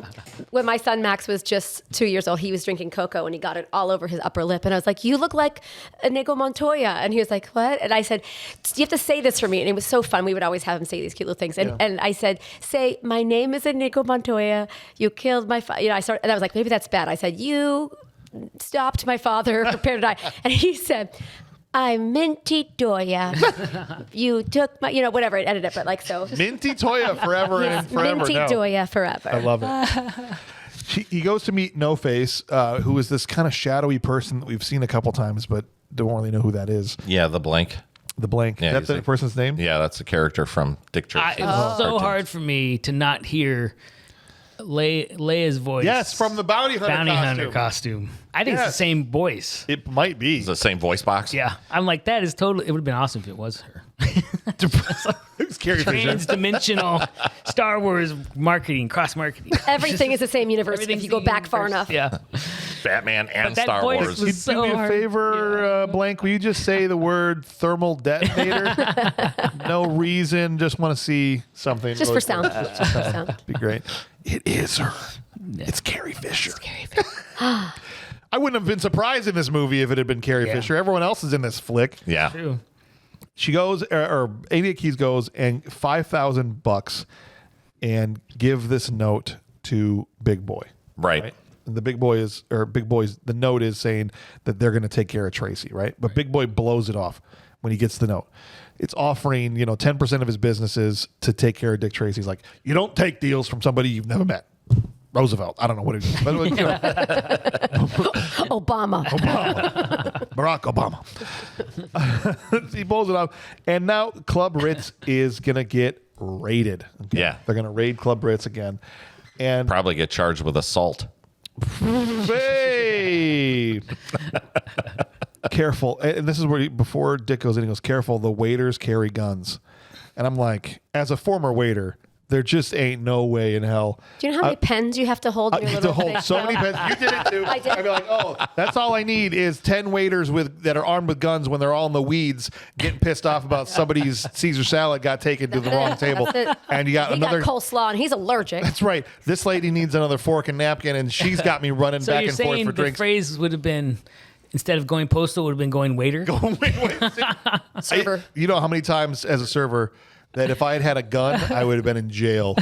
Okay, I'm serious. He just flips over the little book Yeah. and he pulls out the gun and he's like, all right, you want the oh, I'm sorry. That's right. Let me, I forgot. I need Yeah. my pen. All right. You want the Exactly. lobster, Oh. you said? I have never felt You want rage in 15 my oysters? I've never felt rage in my life like I have as a server at different points in times with certain people and customers. Just deep well of rage I discovered within myself doing that job. I've got a butter knife somewhere down in this pocket. Where is it? I'm gonna stab you right in the eye. I would. There's a time that if somebody's being, this is why you never mean to waiters. My wife and I waited tables together a lot. We were working at a Fridays together, and this lady was just being a you know what all night to her, and Dana, she knocks or drops a fork or whatever off the table onto the ground, and the ground was not carpeted, and it was, restaurant tracks through the whole thing. And Dana's like, I'll get you a new one, grabs the fork, does a lap around the restaurant, and drops it back off at her table and goes, here you go. And just gives her the same fork back. Awesome. Sweet, sweet Dana. Truly. She must have been a horrible customer. Yeah. She was terrible. Yeah, Dana wouldn't do that to just anybody. No. Yeah, she was bad. The alarm goes off. They get tipped off that the cops are outside, and the whole room flips. All the casino stuff flipping Which is around. cool. It was cool. The cigarette lady flipped her thing over from chips to cigarettes, and they all come in and they're like, there's nothing here. They drill. This is all a cover to drill the ceiling of the boardroom. Yeah, so they can set up Bug Bailey. Yeah. I thought they're putting a bug in the ceiling, not putting bug in the ceiling. Yes. He's just up there. Because not until he spills his coffee in a minute, then I'm like, oh, he's up there? He's up there. They do have a microphone in the room, but he is up there. Right. Why can't you just leave the microphone? And Did they not have the technology to send a microphone that far? Because he was calling. He was like, guys, we don't have a long enough wire. Bug's going to have to live here. where's he going to pee? We'll deal with that later. With that later. Yeah, he was so careful with his pee, but not with his Not coffee. his coffee. Well, and I love that it's a giant cockroach that A bug that gets bugged. yeah, and I was just waiting for Al Pacino to be like cockroach, from Yo, cockroach. Oh my gosh. He goes into Scarface at that Yeah. point. That'd be awesome, dude. Tracy is able to make a ton of busts off this information, and there's a whole montage of him just arresting. Tracy. Oh my God, everybody, look at the newspaper. Tracy strikes again. Another big bust for the man in yellow. And they're going through This the whole was thing. at least the second or third pretty good sized montage. Oh, it's full of montage. Yeah. A lot of montage. Yeah. The way that he punches bad guys Yes. is fantabulous. Yes. They go really all flipping. in the cartoon punch thing going. got a hell of a haymaker. Takes out 11 guys standing there at one spot, which again is from the cartoon. And when, here, I don't want to spill this. When he spills his coffee into the room. Yes. And it starts to drip. No way, Al Pacino. Yes, he's totally looking. Yes. He's so good in that scene. Yeah. Yeah, and he's We're being bugged. And he's so quiet. It's like Yes. ASMR. My thought so was good. he was at full talking, right? Yes. The bug guy probably should have recognized, wait a minute, why all of a sudden have they all stopped talking? There's no noise going on in this room. Like, I would think if you're in the bugging business, those would be things you'd be trained to say. Sure, absolutely. If it changes dramatically, that may be a sign that someone has discovered what we're doing. Let's do all of our criminal Yeah, yeah. business at the warehouse yeah. over on 15th Street or whatever. The most fakest You phone got call it, ever. boss. Super quiet for a long time, and That then is the that warehouse. happens. That's the warehouse where they do the baths. Yes. Okay, bye. Yeah, that's right. It's ridiculous. I'm leaving now. Bye. And he's just laughing, crouching down. Which Ultimately, must have been the most fun scene. Speaking of actors, I think the bug guy goes on to do quite a bit too. Michael J. Pollard's in. He's in tons of stuff. He's in tons of stuff. He's a great character actor. He's the reason Michael J. Fox is Michael J. Fox. Oh, really? Is he liked that character actor so much, and he was trying to come up with a stage name. He took the J to put it between Michael and Fox because of this guy. Cool. There you go. Wow. Yeah. That's why he's Michael J. Fox. Nice. Because of Bug Bailey in this Wow. movie. Yeah. Who we last saw probably in Tango and Cash on this show when he was like the tech guy that made the RV from hell for Stallone and Kurt Russell. Nice. They set up Bug. So this is also when Tess tells Dick that she's leaving. Yeah. Just move in with her mom for a while or go stay with her mom for It a was while. foolish of me to think you'd ever be a desk jockey, basically. Yeah. And she's taken off. Right. And he takes it kind of almost emotionless, for the most part. He's just like, Tracy doesn't show a lot of emotion no. in anything, really. He's in the comic, he's basically a square jaw. Right. Like that's his whole, he's barely a person. Oh, that's right. He's real jutted. I Real forgot about jutted out. that he looks like that. Yeah, he's definitely cold and stiff. And they tried to do it in a shadow one time, a Warren Beatty shadow. They had a thing where he turns and his shadow is on screen, and it kind of has the jaw profile. Okay, gotcha. But I'm like, everyone's made up. Why didn't they just give Warren Beatty the jaw, Right, yeah. Yeah. the iconic jawline of? But He just did a lot of chin workouts. yeah, that's what he was doing. What's that called? Mew? Chin push-ups. Yes. He should have just He was been mewing his. Mewing. Yes. I hate that I know that. Well. That's what happens when you work with I hate that you know baby bird egg talk. Yeah. What? Don't bring that back up again. They're gonna pull up another picture. Yeah. Balut. I finally got him to forget about that. Oh, I'm I always think about going into these bring it up shows. again. We'll vote What on am I it. going to say? What I'm going to think about? Balut never would have crossed my mind that I would have thought of that in this one. It's amazing what comes to you when you're on this, never doing know. this. I the haven't scene- probably thought of that in 20 years. In the scene where he rescues Bug here, Dick Tracy, and there's not a lot of this in this movie where, because it's a comic book, so you kind of let everything go, where you go, now why on earth would he decide to do that? I think I know what you're talking about. Okay, so he goes to the warehouse, and Bug is set up for a bath in the way that Lips was. Yes. And Dick fakes out the bad guys with the fake, the yellow, Puts his hat the yellow and his jacket. trench coat on a coat hanger So- of some Very sort. quickly. Right? Very Yeah, quickly. yeah. You're right. So it looks like he's standing over here, and while they're trying to shoot up his coat, Yes. He's- They're doing the old switcheroo. Goes around. escaping Flanks him.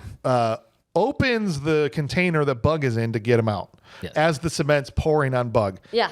Now, I didn't understand this. why get in the Why was cement he in the yourself? cement himself? Didn't get it. Why?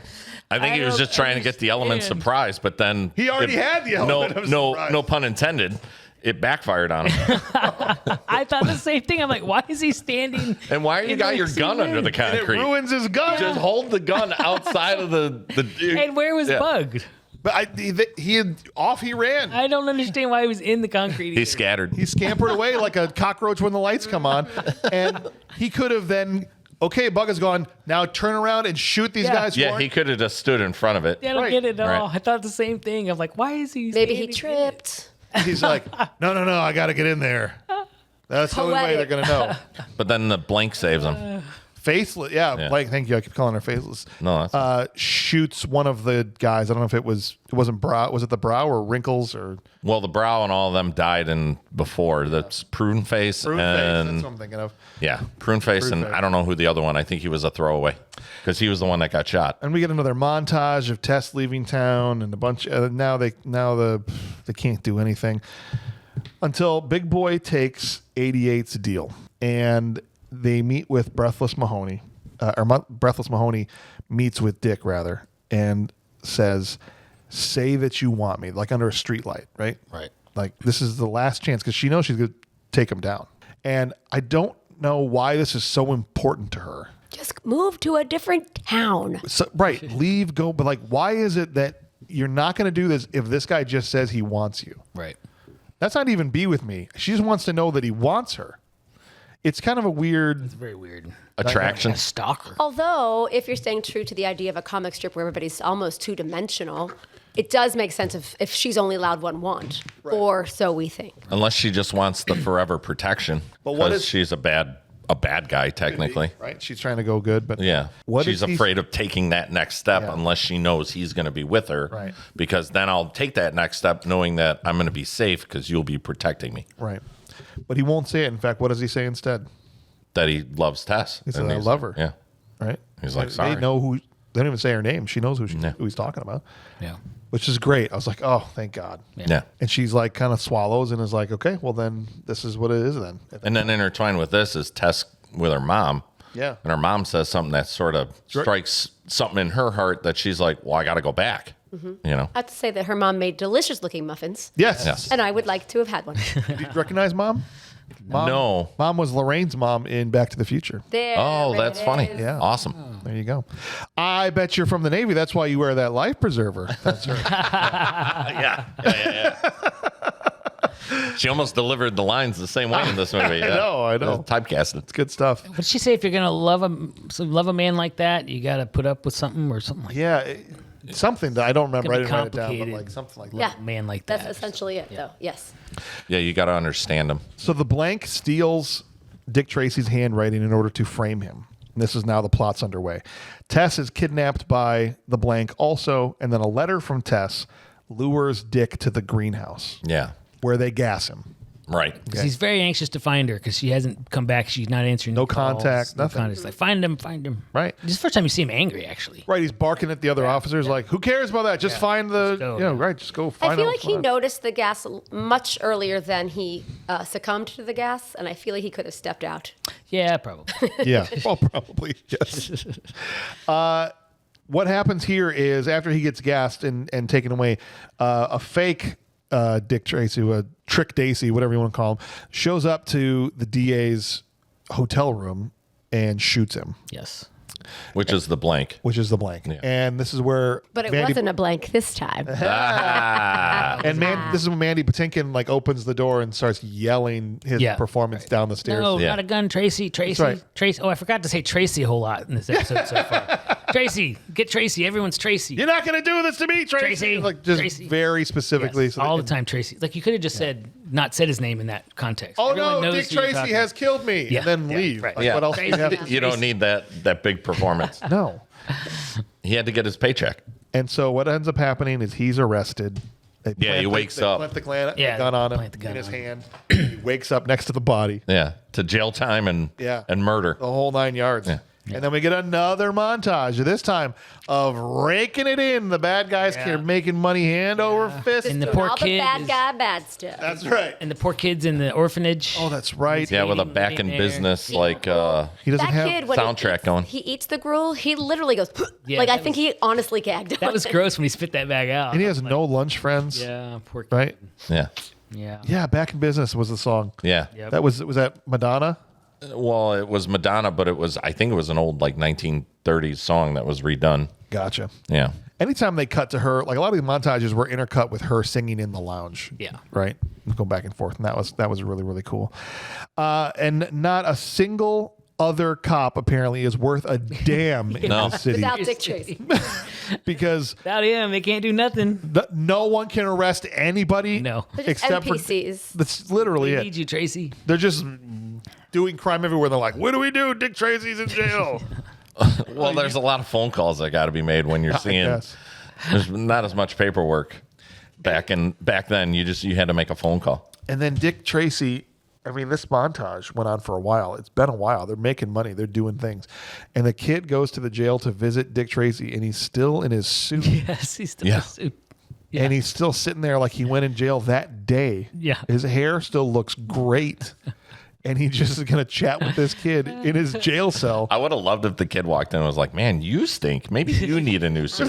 What is Right. going on with you?" Yeah. But he looks it like back. he looks like he showered right before this scene was filmed. Okay? And kid's like, Well, those are his pals, though, Yeah. who were taking care of him. Yeah. gotcha. But he tells him that he made his name Dick Tracy Jr. Yeah. DJ. DJ. And his cop friends, they're going to transfer him to another prison, but his cop friends intercept the transfer and like, oh, well, it takes a good 7, 8, 9, 12 hours to get out to where we're going. So he's like, all right, boys, let's go get him. Yeah. And we're on our way to the end game here. Not Mumbles again. Yes. They bring in the first movie, get out of jail, you want to take down Big Boy, like, bring me Mumbles for another interrogation. Well, I love this scene because he looks so like you ain't got anything on me. Yeah. You guys got nothing. And No one then can all of a sudden understand they, like Nicole was saying, they flipped open the polar bear and they're like, well, watch this. And they start to slow down Yeah. the taping and you hear him go, Big Boy did it. Yeah. Big Boy did it. Well, and Hoffman's doing this great Yeah. laugh while they're playing. Yeah. They're playing. They're like, I can't even do it. Yeah. Yeah. It's this high pitched, hilarious laugh, and then it just stops. You And hear, turns into whining. Big Boy did it. And then he talks. Yeah. And then he just says it perfectly. Right. Yeah. He gives the information perfectly. 88 keys set you up. Let me set it to you straight. Right. I thought it was a cool moment. Yeah, It's it like, was great. It was great. It was great. So man. he Took a little does long to get there, but it was, have to mumble. But yeah, this was a little reunion between the two of them Yeah. for Ishtar when they had these scenes together, which is pretty much the best scenes in the movie to me were Mumbles' interrogation scenes. 88 keys. And as this is when the line made no sense to me when they're driving away and he's like, is the enemy of my enemy my friend? My enemy? No. He was trying to figure out what was kind of going on here. Who is this person that's Yeah. tracking? Who's this faceless person, right? Yeah. And so he starts with the enemy of my enemy is my friend. Right. Then I think he's something like the friend of my enemy, and then he ends up with the enemy of my enemy is an enemy. I took it as if everybody's bad in this situation. Right. Everybody's against me now. It just was weird how he got there. Like Yes. it didn't see like Well- him obtaining new information or anything. He just decides the enemy. of my Aren't the enemy people is- riding with him going, what's he talking about? What Right. are you talking about, Tracy? What are you saying back there? He's mumbling these lines about enemies. Yes, but he's pretty confident though that the enemy of my enemy, who is the blank, is also taking down bad guys. Right. Is But he's also my totally, enemy. I thought it worked pretty well, actually. Yeah. I didn't quite I didn't get But it. not quite getting it, I got it. Yes. Like, okay, I see him processing through, wait, how is this working? What is going on? Dick Tracy finds Tess, and so does Big Boy. She's tied up in the top room at the Ritz. The attic or whatever. And so Dick gets up on the roof with this other cop and sees her through the window.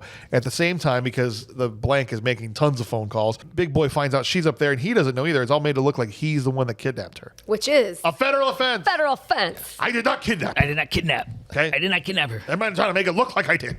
I mean, now I'm kidnapping you. Yes. Straight line. I love fabulous. that whole scene where he's taking her and they're going through the tunnel. Is Yes. just, I wish I had written it down more, but that was so great. Just like a those prohibition lines. tunnel. Probably something like that, yeah. And with Danny Elfman's music, which sounds exactly like the Batman music, when Dick Tracy crashes through the window like Batman, and the music is stopping just short of dun dun dun dun dun dun. Yeah. I'm like, that got real close, Danny.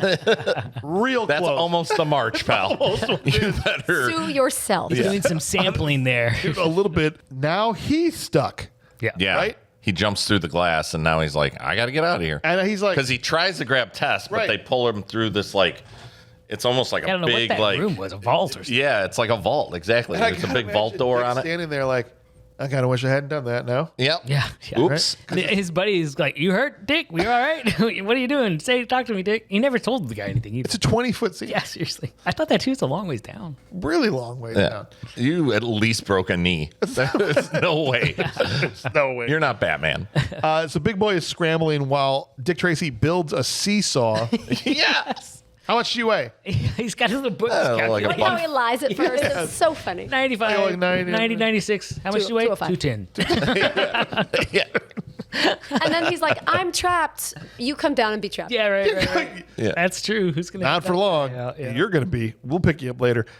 Jumps down and launches Dick onto the roof. Okay. And Through then the other window. through the other window. Yes. He just should be cut to shreds when Yeah. he gets up there. Yeah. His yellow jacket's got blood all I over thought, it. not only does he have to have the force to get Dick Tracy up through that high, but through a window. Right. That's Yeah. a lot of force to do that. Right. So can you make yourself heavier if you just clench? Is that how that works? I don't think those two guys were that disparate of weight either. No. No. So I think, a little movie magic going on there. A little bit. You guys Cartoon know, magic. like, the man with the yellow hat from Curious George? Yeah. Yes. He never got hurt in any of those books. So maybe there's, like, magic in that hat. Oh, that's a good point. That's a good point. He had a couple Yeah, of in those real things life, ready he to would have go. jumped down, and that board would have just Right. cracked. Crap. After the hat gets shot up in the warehouse, Yeah. he just go back to his office and he's got I a new think hat. he's got like Ernest P. Worrell, like a just closet full of his one- denim vests and like Steve jeans. Jobs, right? Right. Same thing every day. Exactly. I think there's You just just open it up, it's nothing but yellow trench coats and hats. saying, dude. Yeah. Just over and over and over again. He's got like the dry cleaner. There's the button, and it just it zooms goes out. back up and around. Meanwhile, they're loading all the bad guys into these cars, and they're all going to escape, and the whole place is surrounded. This scene. So the cars got all the bad Cars guys. are awesome, by the way. I They're love the great, car. and every bad guy that's not Big Boy is in these cars. Why? Yeah, Between it's basically like a throwaway. It's like you go out first, This is clear as many people as you can, then this car will go out next. This is the equivalent of, I don't know what they're doing, escaping by just sending, like, fights in these movies are always one bad guy at a time instead of all of them attacking. Right. Yeah. This is that version, except they're in cars, right? If Yes. you all drive out, they're not going to be able to stop all of you. And Right. you're probably going to get away, but it's like, send car one. Oh, crap, it got blown up. Send car two. Where's Oh, the second crap. car? Oh, I see it. It's upside down over there. All right, car number 3. I don't want to. What Yeah. if I didn't? What if I? And he basically does that. He says, I'm out. I'm sorry, it's in reverse. I'm trying to go backwards. Yeah, there was a lot of bullets. 100,000 Every car rounds. is getting shot up worse than Bonnie and Clyde. There is- unbelievable amount of shooting. It's so good. It's so good. 10 Tommy drums. guns. 10 drums worth of ammo. No Yes. one changes a drum in these Tommy guns. Yeah. Once. And they all pile out of the car, some of them live, and then he gets shot by Tracy and all the others, and shoot through the window, and Tracy It's gets great. And his- Tracy's just like walking and his forward with coat's the Tommy blowing gun. around. It's pretty awesome. Well, and there's that moment where he pops the tire because you actually see him Yeah. point the gun down. Yes. So is the tire just blowing? That's when it flips upside down. Yeah, it's great. Bro. But I was thinking, Fire why didn't behind him, send like all the it's- yeah. cars. Yeah, fire too. They end up chasing each other because Big Boy escapes through a tunnel in the wine room. Yeah. And Tracy realizes, she sends him into the wine room. She's like, you don't trust me because he's going to go the other way. And Breathless Mahoney's like, Yeah. they're in there. I like that scene. Yeah. Trust me. It's the last kind of moment interaction they have together until the very end. And he goes in, realizes what's happening. He runs out and chases to where he thinks this tunnel's going to come out. Which I don't know how he would know that part, No. but great. But it all just kind of dawns on him. You can almost see the light bulb go off in his head. Yep. Sure, I'll just roll with it. That's cool. I did not kidnap you. I'm kidnapping you now. That's right. And he's giving her a whole Whole speech, spiel about life and the whole thing while he's laying on top of her. Which probably is, it's awkward, right? You got to fill the silence Yeah. somehow. That's exactly what it is. Have you Aristotle ever would agree tried with me. paella? I just did. It's so good. Who would think? It's just rice. So what's up? Do your folks live around here? Right. They end up going into the bridge works. There's a bridge they try to run over, but it's too high up to jump. Well, yeah, Yeah, there's let's like jump. a We're gonna ship jump. coming with like that was it's such a New great, Year's. Like, please run up. We're gonna jump. We're gonna jump. No, we're not gonna jump. No, we're not. Go back. Don't jump. Yeah, so immediately he was going to run and jump the bridge and make a run for it, but then he was like, "Well, I got to change the plan." Right. So then he sees the doorway, like you said, to the gear room. Right. So then they end up going in there, Yeah, and he ties her to a giant cog. which is like a classic, That's like tropey. Tie the woman to the railroad tracks. This is again though one of those You know? things where these are the originations of the tropes, though, right? yes, Yeah. yes, 100%. Like in the John Carter we did, where it's like this is so much like Star Wars and all these other. We're like, well, Dick Tracy probably started. Some Yeah, of if it these was the tropes, first right? thing. But you're right about the railroad tracks. I don't know how long that actually been around, but that's always. Well, the I thing. just love that he ties her up and he's like, "Wah." Like I was just waiting for the like, all right, Doesn't he her say? head's gonna get crushed by the gears. Yeah. Doesn't he say, "I love you"? Yeah, he says Yeah. that to her, just Yes. to be, I think, like a creep. I didn't get that at all. I was Yeah. like, "What? I love you." What? Yeah, Okay. I don't know. I thought I just, again, he's a bad guy. I just think it's Yes. just to be creepy and weird. Well, he does kind of. He talks too much, so maybe just talking. Yeah, on it a was like routine. the last thing he could Yeah, say. yeah. What do I say at this point? I love you. Dick comes in. There's all kinds of cat and mouse in this little room here, and he's Yeah. ducking behind things. And Al Pacino's just screaming. Oh, yeah. Great. It's eating it up. hilarious. I love it. And they end up wrestling for the gun.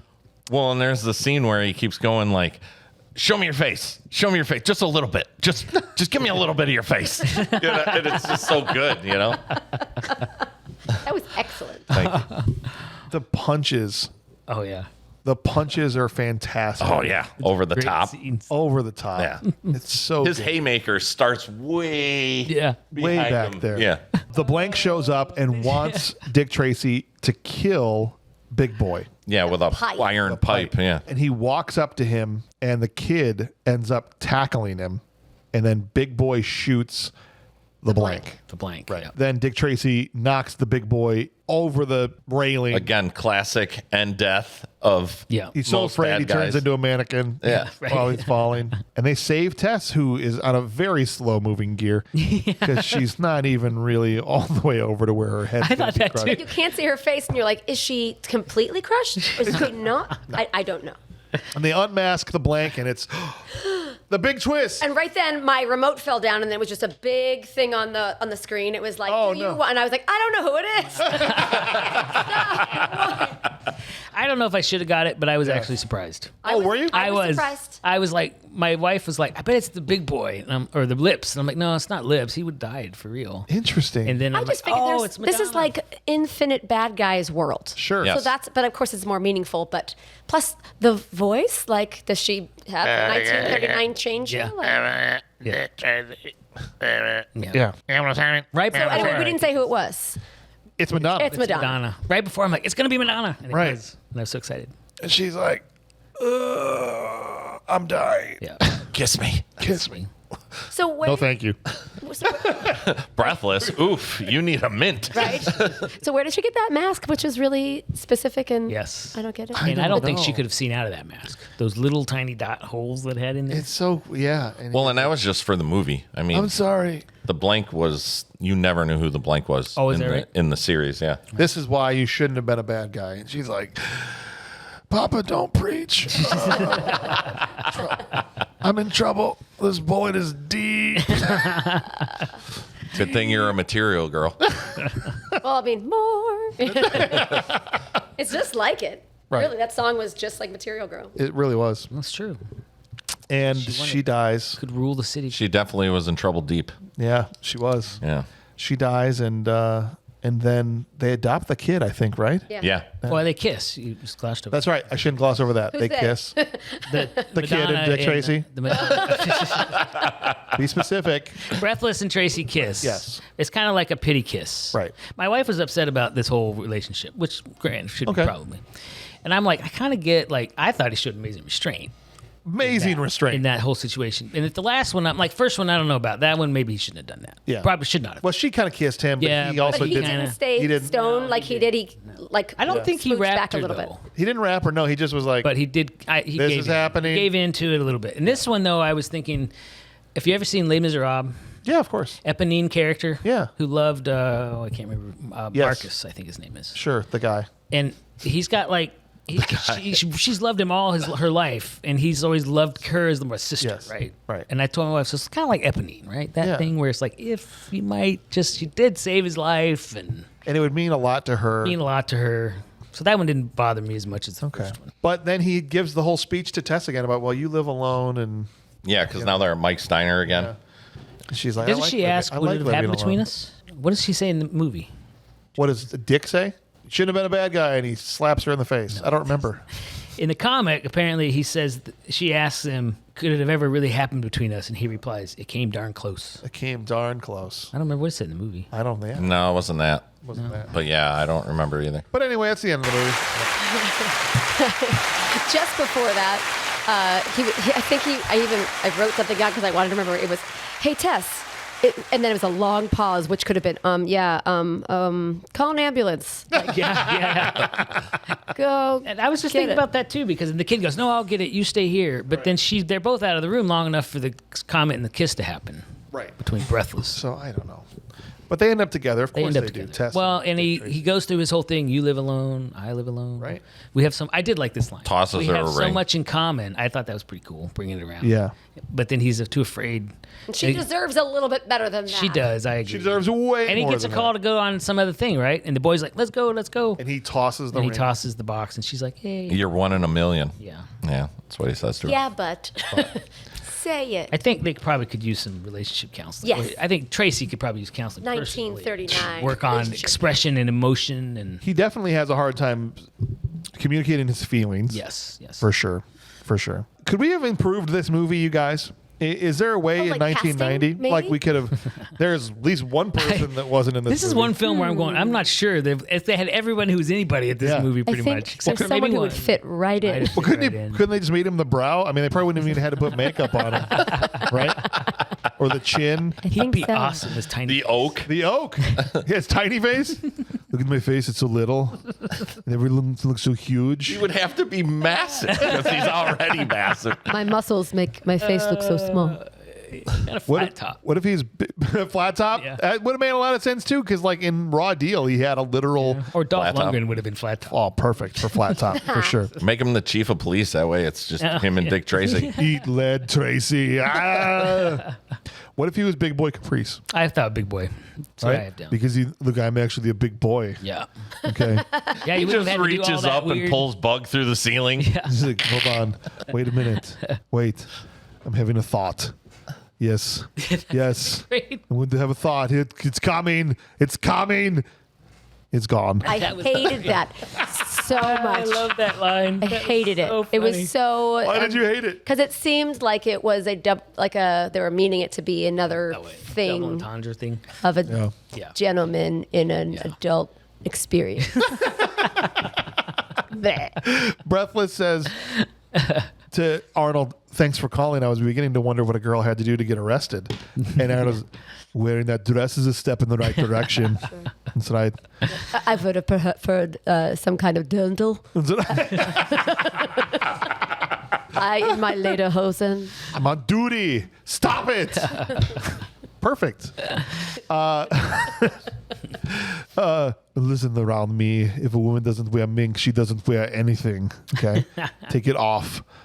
Well, I look good both ways. Another great Madonna line in Yep. this movie. That was good. Let's see what the patrons had to say. Jace comes in and says, I want to see Arnold as Mumbles. Oh, just Yeah. Early in his career, he wouldn't even have to act. big boy did it. Big boy did it. Be great. Could have been a Stallone role too. It's just how we talk.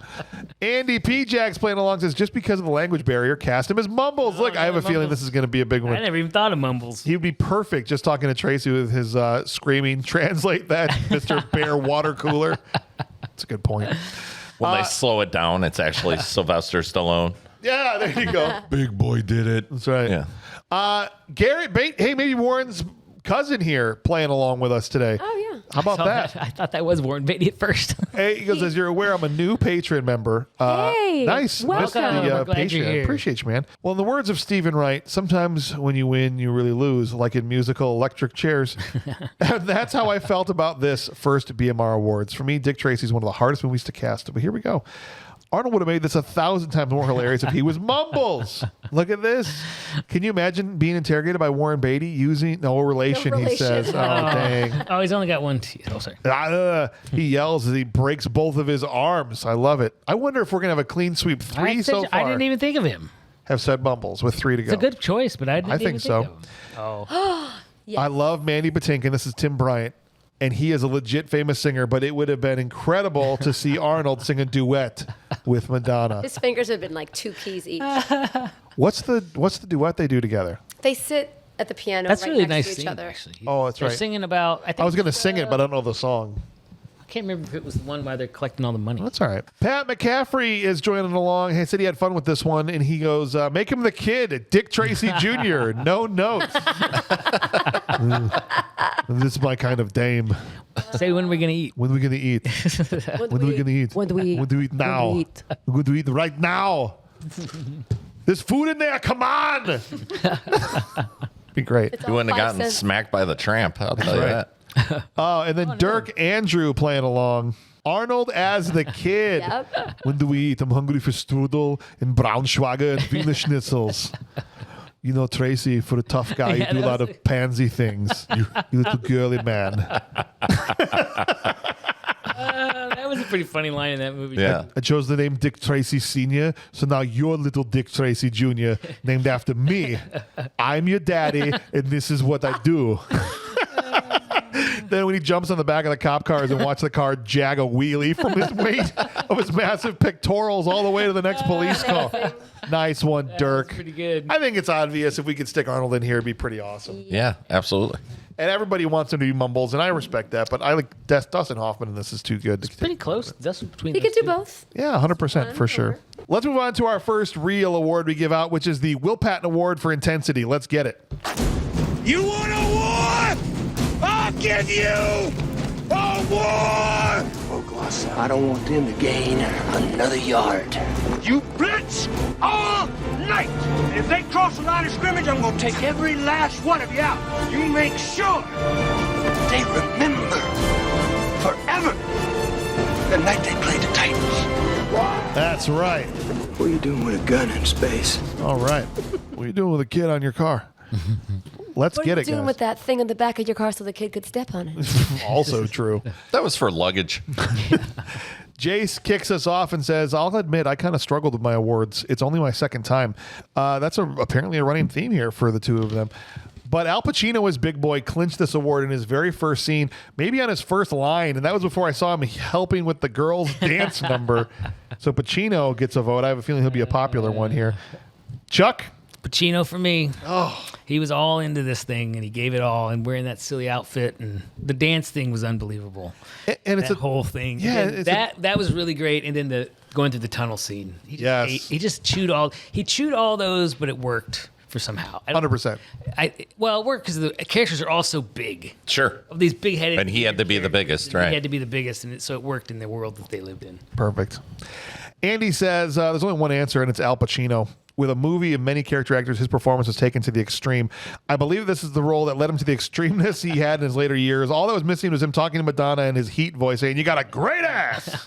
Honorable mention to Bill Forsythe and Ed O'Ross as Flat Top and Itchy as great henchmen. So we're 3 for Pacino as we head over to Nicole. It would be the man who was in charge, who was the Cap Pacino. Yes. Al Pacino again. Yep, absolutely. Has to be.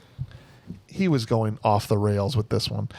Garrett Beatty comes in and says, Al Pacino as Big Boy. There's literally no one else in this movie, well, maybe Bill Forsythe, that goes this hard in every scene. So here we are. Before I go ahead, 5 deep. Now, the last time we got on this boat, we were talking about, who was it? That was a recent one. I think it was, John Leguizamo and Spawn. Yes. And I was like, this is going to be a clean sweep. And we got Down every to vote the in. wire. And on the last vote, somebody went off. All right. Well, we'll see if that happens. So are we again now here going to go 10 for 10 for the Will Patton?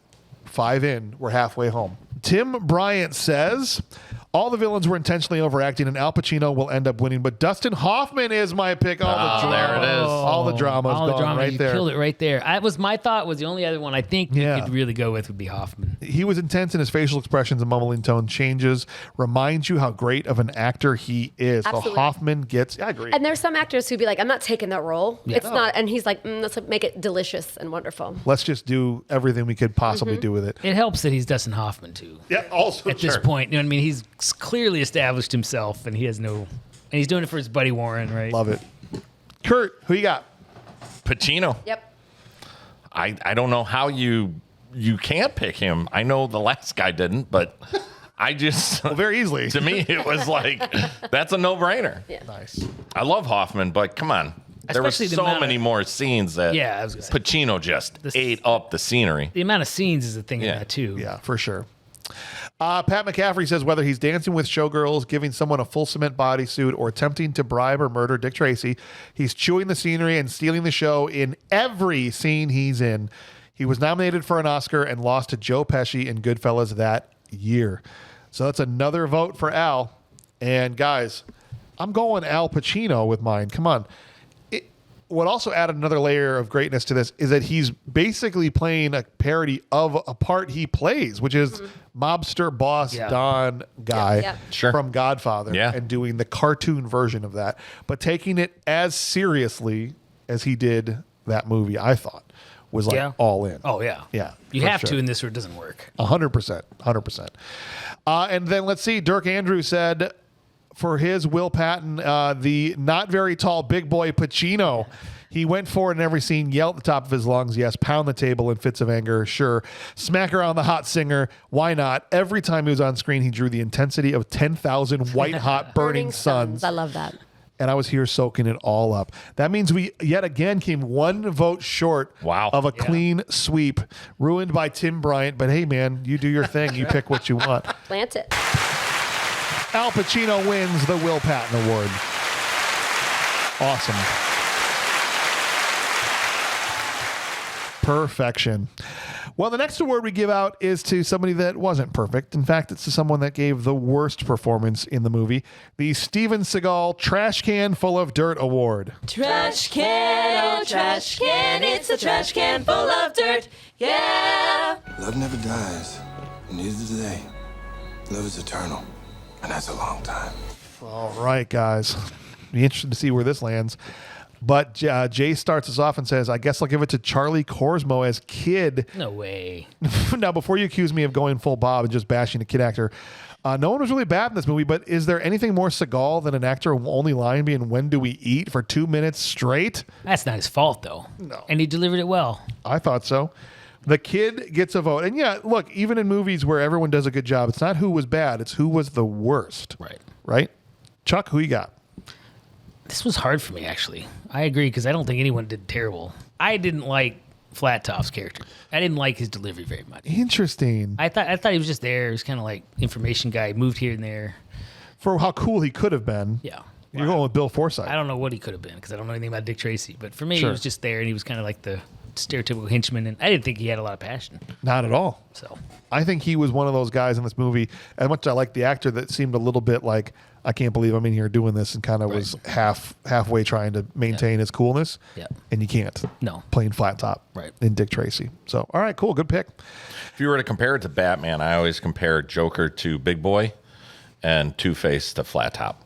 Interesting. So like he's like a second-rate villain, but he's just as good Yeah. and important as a bad guy. Interesting.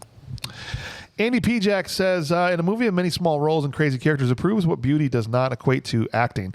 It proves that beauty does not equate to acting. Madonna as Breathless was just boring. Every second on screen made Glenn Headley more attractive by the moment just due to acting ability. Honorable mention to James Caan, who could not decide on an accent.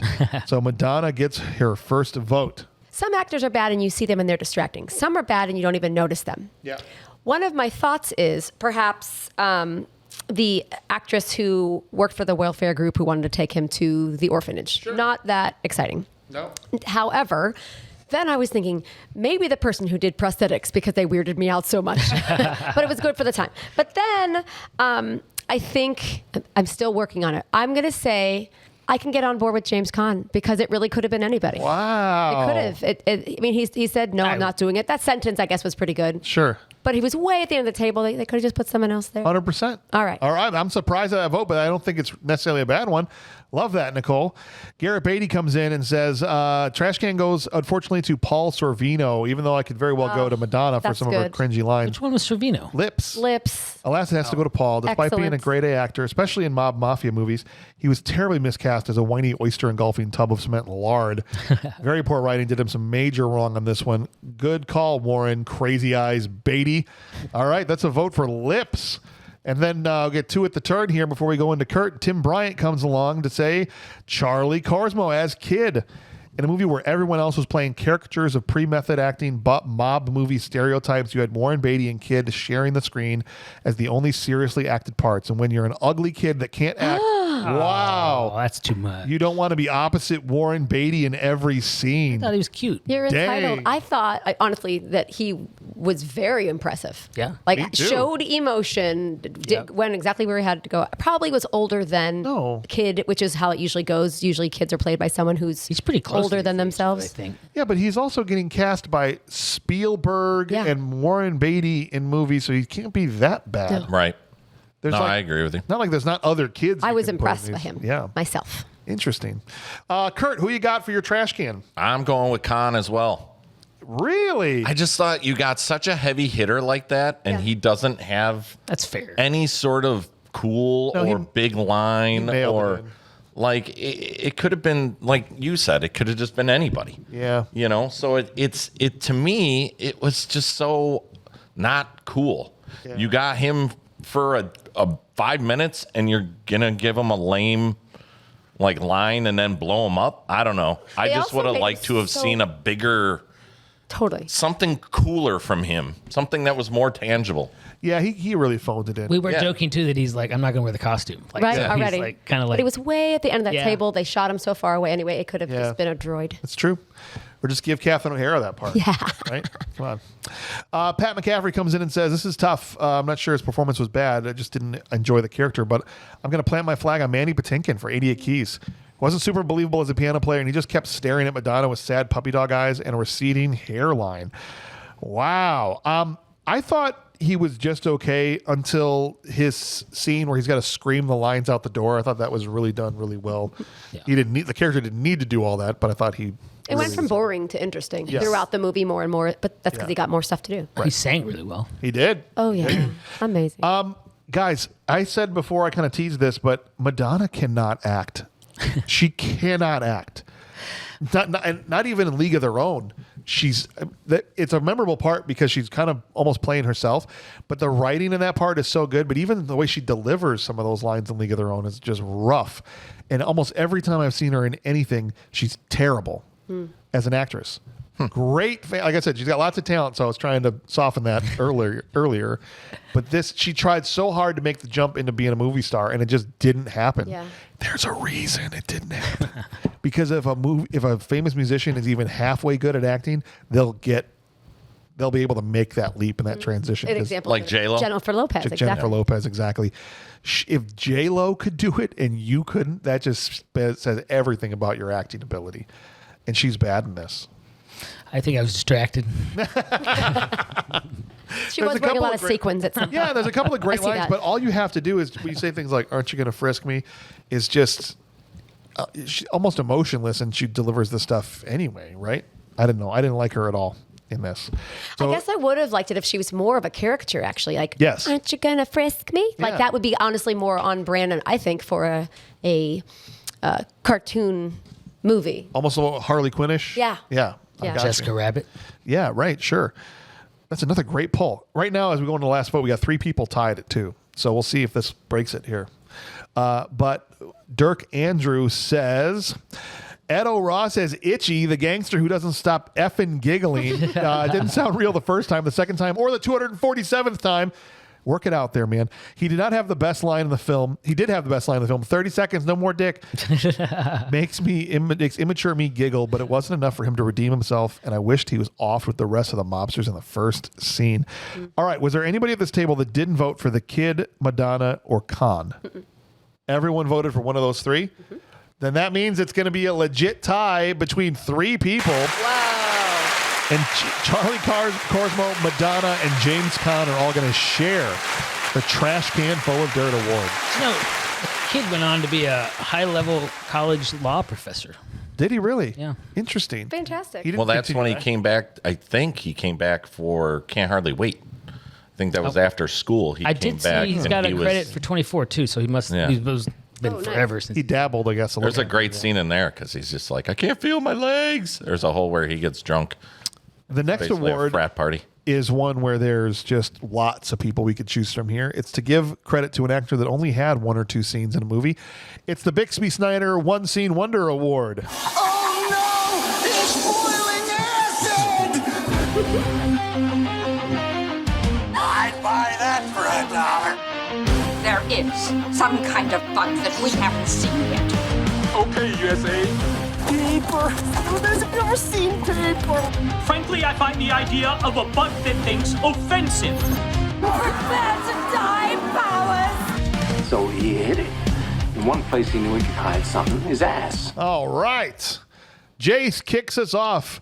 This one was the award I struggled with. I was going to give it to Dick Van Dyke, but I'm guessing he's in the movie too much, and it didn't seem like anyone was only in one scene other than nameless goons getting arrested, and news guys points to the stuntman who did the flip when getting punched during one of the montages. But I'll give it to the hotel manager just for his reaction when Beatty pulled the gun on him near the end. All right, that's a vote for the hotel manager. Chuck, who you got as your? I think there's lots of people that were in 1 or 2 scenes. There are a lot. I didn't know who she was till I looked. Yeah. And I was shocked it was Kathy Bates. Yeah. And her line, that still is, I can still see that scene in my mind. And it was so funny watching it when she's like, what am I? And she just delivered that like, it was so good. Like, what is going on here? That's awesome. Why are you talking to this person? And what do you want me to say? He said. Am I getting paid for this? Yes, yeah. Right. Can't do my job. I really liked her. Andy Pijak says, there are 2 actors that were only vocal in 1 or 2 scenes and made an impact. See, guys, I love all of you.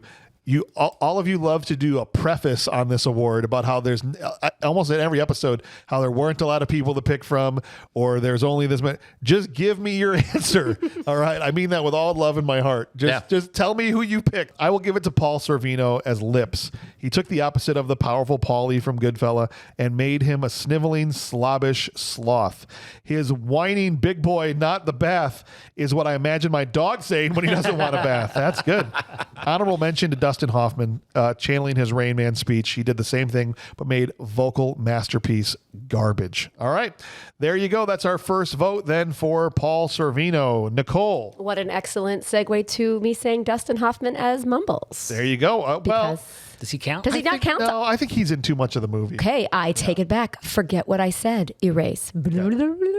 Okay, that was my rewind sound. I do really enjoy the not just the hotel manager, but the guy who was calling the police whenever he heard 88 Keys yelling. They were just like, old guy. You better come in, I think, police, because something's happening. Yeah. It was just really like a sweet moment between the two who are like, there you go. I thought you were going to go when you said old guy. I thought you were going to pick the old guy that beat up the kid at the beginning of the movie. no. I would have been really surprised. But I mean, he did it well. He made us feel what we were supposed to feel. Yeah. So That's good true. job, that guy. Perfect. All right. Next one's from Garrett Beatty, and he says, goes to either. You guys are driving me crazy. Plant your flag. It goes to either, this is his first time, so I'm going to let him off the hook. Goes to either Tiny Face for just looking like the dude from Big Trouble in Little China right before he explodes. That's a great one. Or the gangster at the same poker table with the rat nose who just yeets that cat out of the screenshot. He didn't pick somebody. Plant your flag. All right, next person, Tim Bryant. The cat scene was pretty good. You That's remember good that stuff. one. Yeah. Oh, yeah, for sure. He went little face. Here we go. What the hell even was that? It's like Curt made a Garbage Pail Kids Halloween costume. That's so funny. My wife said he looks like Garbage Pail Kids. Actually, she said that about Flat Top. It's like Garbage Pail. Also, character. a lot of them kind of do. That's hilarious. A lot of people putting Madonna in as Hot Babe and stuff. We're not going to do the Hot Babe Award in this one. We just running low on time, but I appreciate all your submissions there. Pat McCaffrey. Oh, no, we got to go to Curt first. Curt. I'm going to go with Kathy Bates as well. Solid. Our second vote. I also want to just throw out an honorable mention to the Micro Machines guy. Is he in the movie? Yeah, he's one of the reporters. So as they're cutting through those montages, he's the one that's like, Dick Tracy caught, blah, blah, blah, blah, blah. Like, yeah. So he's in there a couple of times. So I thought that was fun. Fun to see him. Nice. Pat McCaffrey says there are so many ones. But there are. There are. I know. But I think I have to give it to the rodent played by Neil Summers for the opening card game. After the cat startles him, he picks it up and just hucks the cat away, only to get blown away a few minutes later by Flat Top and Itchy. Good pick there for sure. He also gives out a Thomas to Peter and Harrison Ellenshaw for the glass matte painting used for the large environments. Gorgeous work and one of the last movies to make extensive use of glass matte paintings. Thomas is like your technical achievement award you want to give to somebody that did a really cool technical job, which I think that was worth shouting out. Absolutely. For sure. Well, won 3 Academy Awards for that, right? 100%. Yeah, I think one of them's for that, yeah. I think this is going to put it away because she's already the only one with 2 votes, but I'm going Kathy Bates all the way for the One Scene Wonder Award. Good on you. And she looks so young to the point where I almost didn't realize. Recognize her. I had to look her up. I'm like, Sonographer's great. And then I yelled at my wife, it's Kathy Bates. Yeah. I had to rewind. I was like, I think that's her. Yeah. But it's hard to tell. It's really hard to tell. And then Dirk Andrew comes in and says, Kathy Bates as Mrs. Green. Yes. It took me a second to recognize her considering such a small bit for a tremendously amazing actress. She was us, the audience in that scene. What is he saying? That's true. Is that English? Do you have marbles mixed with peanut butter in your mouth? Give that man a Pepsi free now. He's drastically parched. Great job on your awards today, Dirk. But that means Kathy Bates is yet another award to add to her chest full of awards. Maybe the most prestigious one she's ever won. Yeah. The Bixby Snyder One Scene Wonder Award. Good stuff. All right, guys. Well, look, the time has come. As we said earlier, this is a movie that's on the borderline for people, right? Well, yeah, definitely. Between good and bad. So I'm interested to see where it's all going to shake out as we keep track of who's winning here. And as we know, we try to marry the objective and the subjective and determine objectively how we think it is, and then if we liked it or not. So we'll start off as we always do tonight with Jace. And Jay says, bad movie that rules, but just barely. It gets a little slow, and maybe it's me, but they introduced the blank as an antagonist a little too late. I'd never seen this before, but I did enjoy it other than the slower parts. So that's a 1 vote for bad movie that rules. Chuck, what are your ultimate feelings on Dick Tracy? I saw this movie when I was a kid. I can't remember if I've ever seen it again. Watching it, I'm like, oh, I remember this scene. As far as it looks stunning. The colors are amazing. The primary colors, right? Yellow, green, purple, all of that. Great soundtrack. I liked Madonna in this. The cast is unbelievable. I mean, I don't think you see casts like this. Mm-hmm. I'm going to watch that movie that's just dropped on Netflix, the Morning Breakfast Club or Murder Club or something, because it's got like all these famous actors. You're like, all those people are working together? So anytime you can do that, and I think they pull it off for the most part. I think it's well acted. It was way over the top. It reminded me a little bit of a good version of Death Wish 3. There you go. They were all so crazy in that movie that it was like, but these guys are pretty nuts too, but it kind of works because the world is believable enough that you can put this kind of craziness in it. Right. And it's really, really well done. The makeup is disturbing, but fantastic. Mm-hmm. Yes. I first looked at that and I'm like, I don't think know. They won the Academy Award for that as well. I don't know if they needed to go all that way, but Sure. They did, and it worked okay, I think. So I'm going to say it's a good movie. And I think I mean, I don't know from movie, a lot of montages, but they seem to work in this pretty well. I'm grateful, I guess, because I appreciate it's an hour 45 movie instead of a 3-hour movie. Yes. This could have been now, right? If you're trying to make this because they want to get so much in. And Beatty, I think Beatty made a movie that I can watch as a non-Dick Tracy person and look at kind of from one level of it's goofy and it's fun and Tracy's good enough and the kid I liked and all that. And the fan people know who all the characters are. Like you do. Yeah. So you love seeing all those people together. And I'm just like, oh, that guy's got a weird tiny face and prune face, you know. So I think it's a good movie. I probably right about 61% is probably where it is from the technical aspects of movie making. I think the critics probably got that one right. Interesting. So you think it's objectively good and good? Yeah, Like, I would watch it again. All right. Now that I've seen it again, and kind of I do. One of the actors said, I can't remember who this was. IMDb said it was one of the famous actors, isn't it? And he said, I feel bad for Beatty. He made a great little art film that no one remembers. Oh, yeah. And I think that's exactly right for this movie. No one ever talks about No Dick one ever Tracy. talks about it. I don't know if maybe Batman overshadowed it, maybe. But yeah, it's a good point, man. All right, and then we're going to see what Andy P. Jax had to say here. And he says he also gave out his hot babe to Glenn Headley, much more enduring and attractive. Thank you very much. I didn't realize she had passed away. That's the girl that played Tess Trueheart. Oh, yeah, sad. didn't realize that. Because he has R.I.P. in here. He goes, while this should be a BMR because it's a movie that literally killed all of its villains in no hopes of making a sequel while the hero literally acted like Seagal, avoiding all the bullets. Since this is a movie I watched yearly since childhood, it's still the best movie of a newspaper comic strip. This is a flat-out good movie, and I will die on that hill. I think he's right. Well, no reason to die on the hill because we didn't kill Chuck when he just said it was a good movie. Not yet. I think he's totally right about the comic strip part, right? Yeah. It nails what it. I think it nails what it is, but I don't know anything about it, so I'm not a fan person. But 100%, man. Nicole, your thoughts? I'll lay out a little bit of pro-con situation first. So I thought it was beautiful. I thought it was good for comic fans. I think they could enjoy the fact that things were, from what I can tell, true to that, at least from what I've read and heard as well. And I think that the B story was well balanced throughout the A story in the film. Interesting. And then some cons, I found the prosthetics to take me out of it a lot. They kept bothering me. I don't know if it's because we have bigger TVs today that are closer. Sure. Maybe that's a part of it, right? It was all fuzzy. So that was a part that I was like, I don't know if I want to look at this, but I'll squint a little, it'll be fine. It did get slow in parts. I would have liked a little bit more air sucked out of the film. All of that said, it's 35 years old. I think it still would be called a good movie. Wow. And you enjoyed it? Yes, I would have it on again, but I wouldn't go to watch it again. It's good for what it is, if that makes sense. It'd be a fun hotel movie. Yeah, oh, there you go. Because the other option is good movie that sucks, which is really just a way of saying it's objectively good, but I don't care for it. But you're not saying that.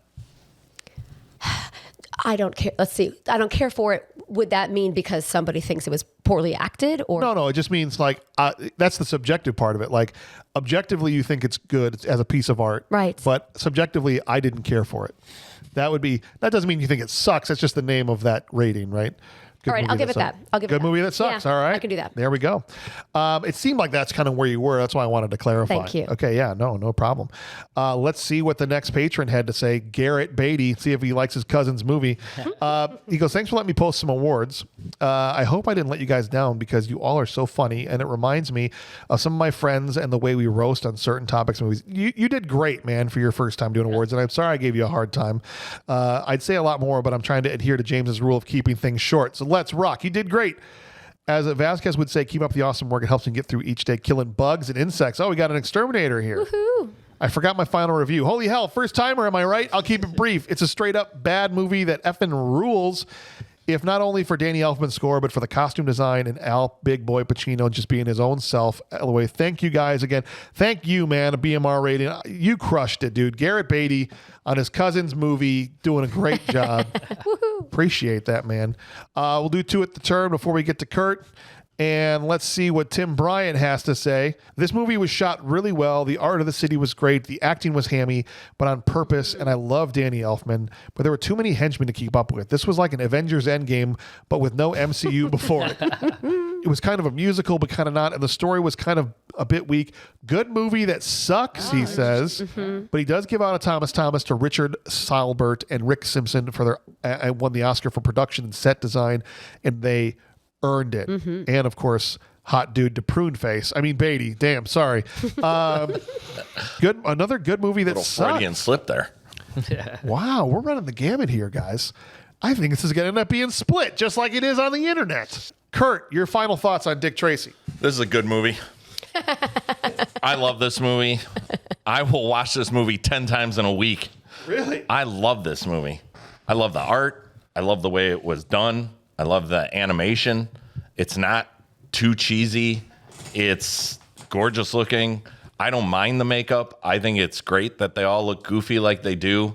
I also think it's very interesting. I think we may be the last generation that knows who Dick Tracy is.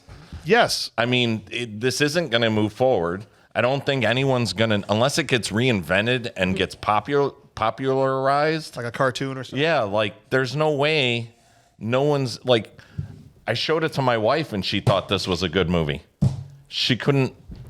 You okay? Why isn't there a Dick Tracy cartoon? I don't know. It would be the biggest no-brainer. Whoever has the rights to it right now. They make a must Dick not Tracy be letting cartoon. it go. They're sucking onto A it. stable full of villains. It could be a great cartoon. Gentle listeners, someone do it. It could be right there with Batman. Yeah. I mean, it could be just as popular. And so, like, for me, I love this movie. I thought it was done well. I thought it paid great homage to what came before it. So I think it's a good movie. I don't have any problems with it whatsoever. Love it, man. Love it. Pat McCaffrey comes in and says, look, it's fun. It's memorable. It's completely off kilter. The comic stylings and coloring, the makeup, it has some flaws and it hasn't aged well. It's a bad movie that rules for me.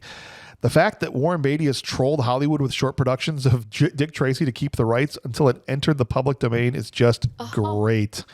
I'm glad I picked it up on DVD and I'll keep it in the rotation.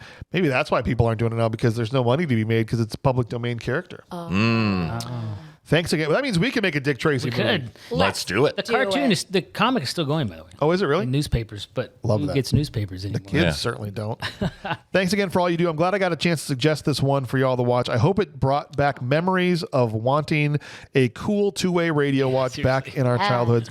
And now we have cell phones. Yes, Pat McCaffrey was the full Dudikoff guy. Well done. And so appreciate that you guys, you're a single person, that you brought this to our attention. Thank you. And your sir. brain. Thank you both. Love it, man. Can you say this movie's kind of noir?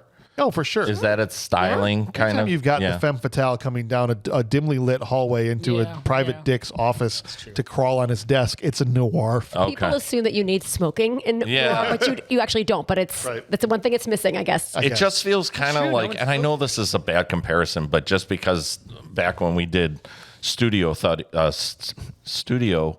study with Shehorn. Yeah. Remember when he had us watch Casablanca? Yeah. Yeah. I just feel very like there's touches of that in this with Purposely. the like, yeah, exactly. Yeah, for almost sure. like not spoofing it to say, but like sampling from it.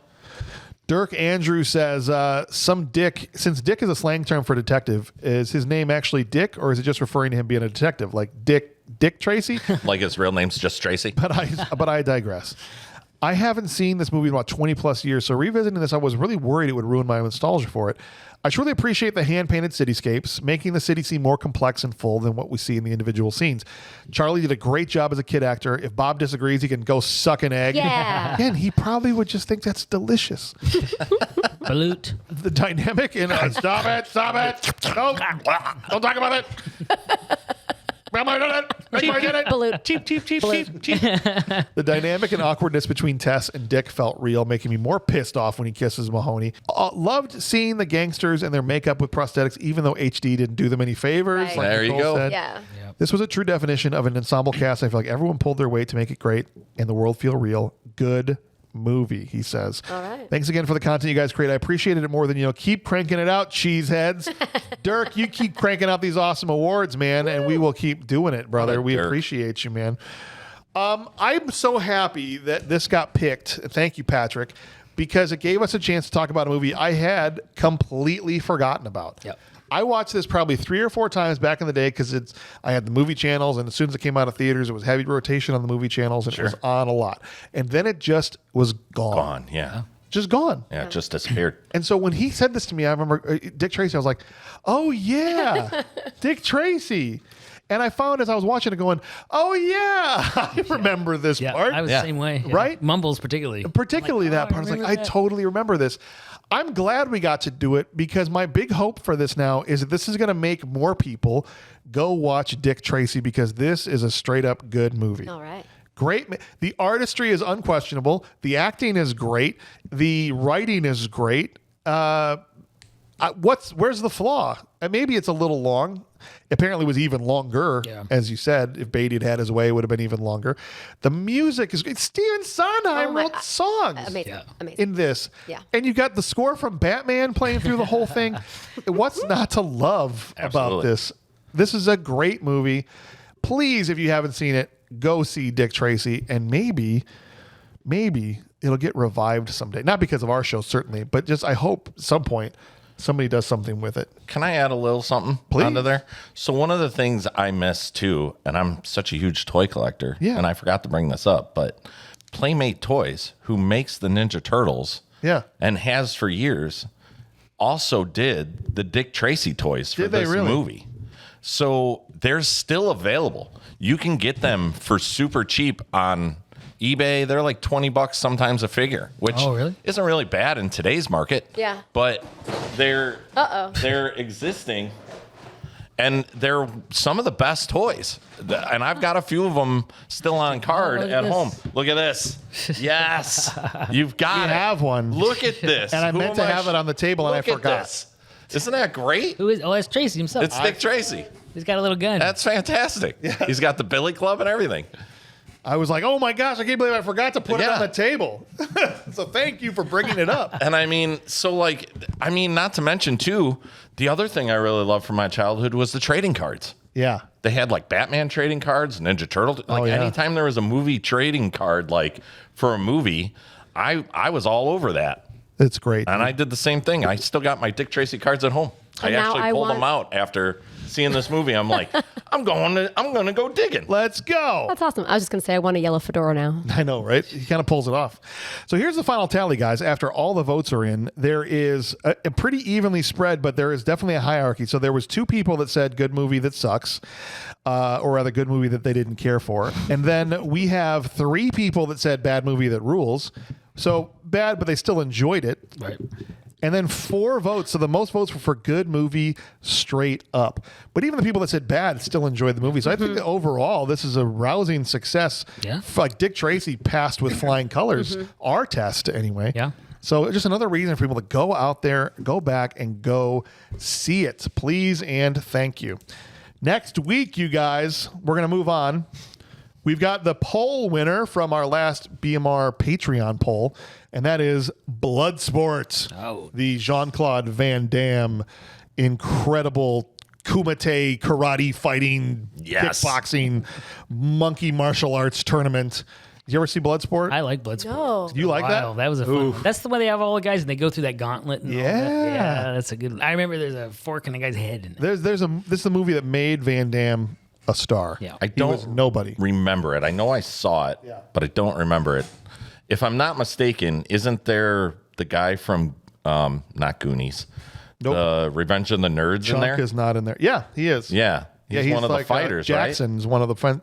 He makes friends with Van Damme in the movie. Okay, so I do remember this vaguely then. And I know he does the dim mock where he's able to break the brick on the bottom of the stack instead of the one on the top. Yeah, see, it's been so long. Yeah, it's good stuff. Yeah. So join us next week for Bloodsport. It's one of those movies that we probably should have done a long time ago, but we're going to do it now. Back on the JCVD train. I want to say thanks to Nicole for being here. Yeah. Sure. Thanks to Chuck for coming in, for Dick Tracy, and Curt. Thank you, man. Thanks for having me. We will catch you guys on the next one.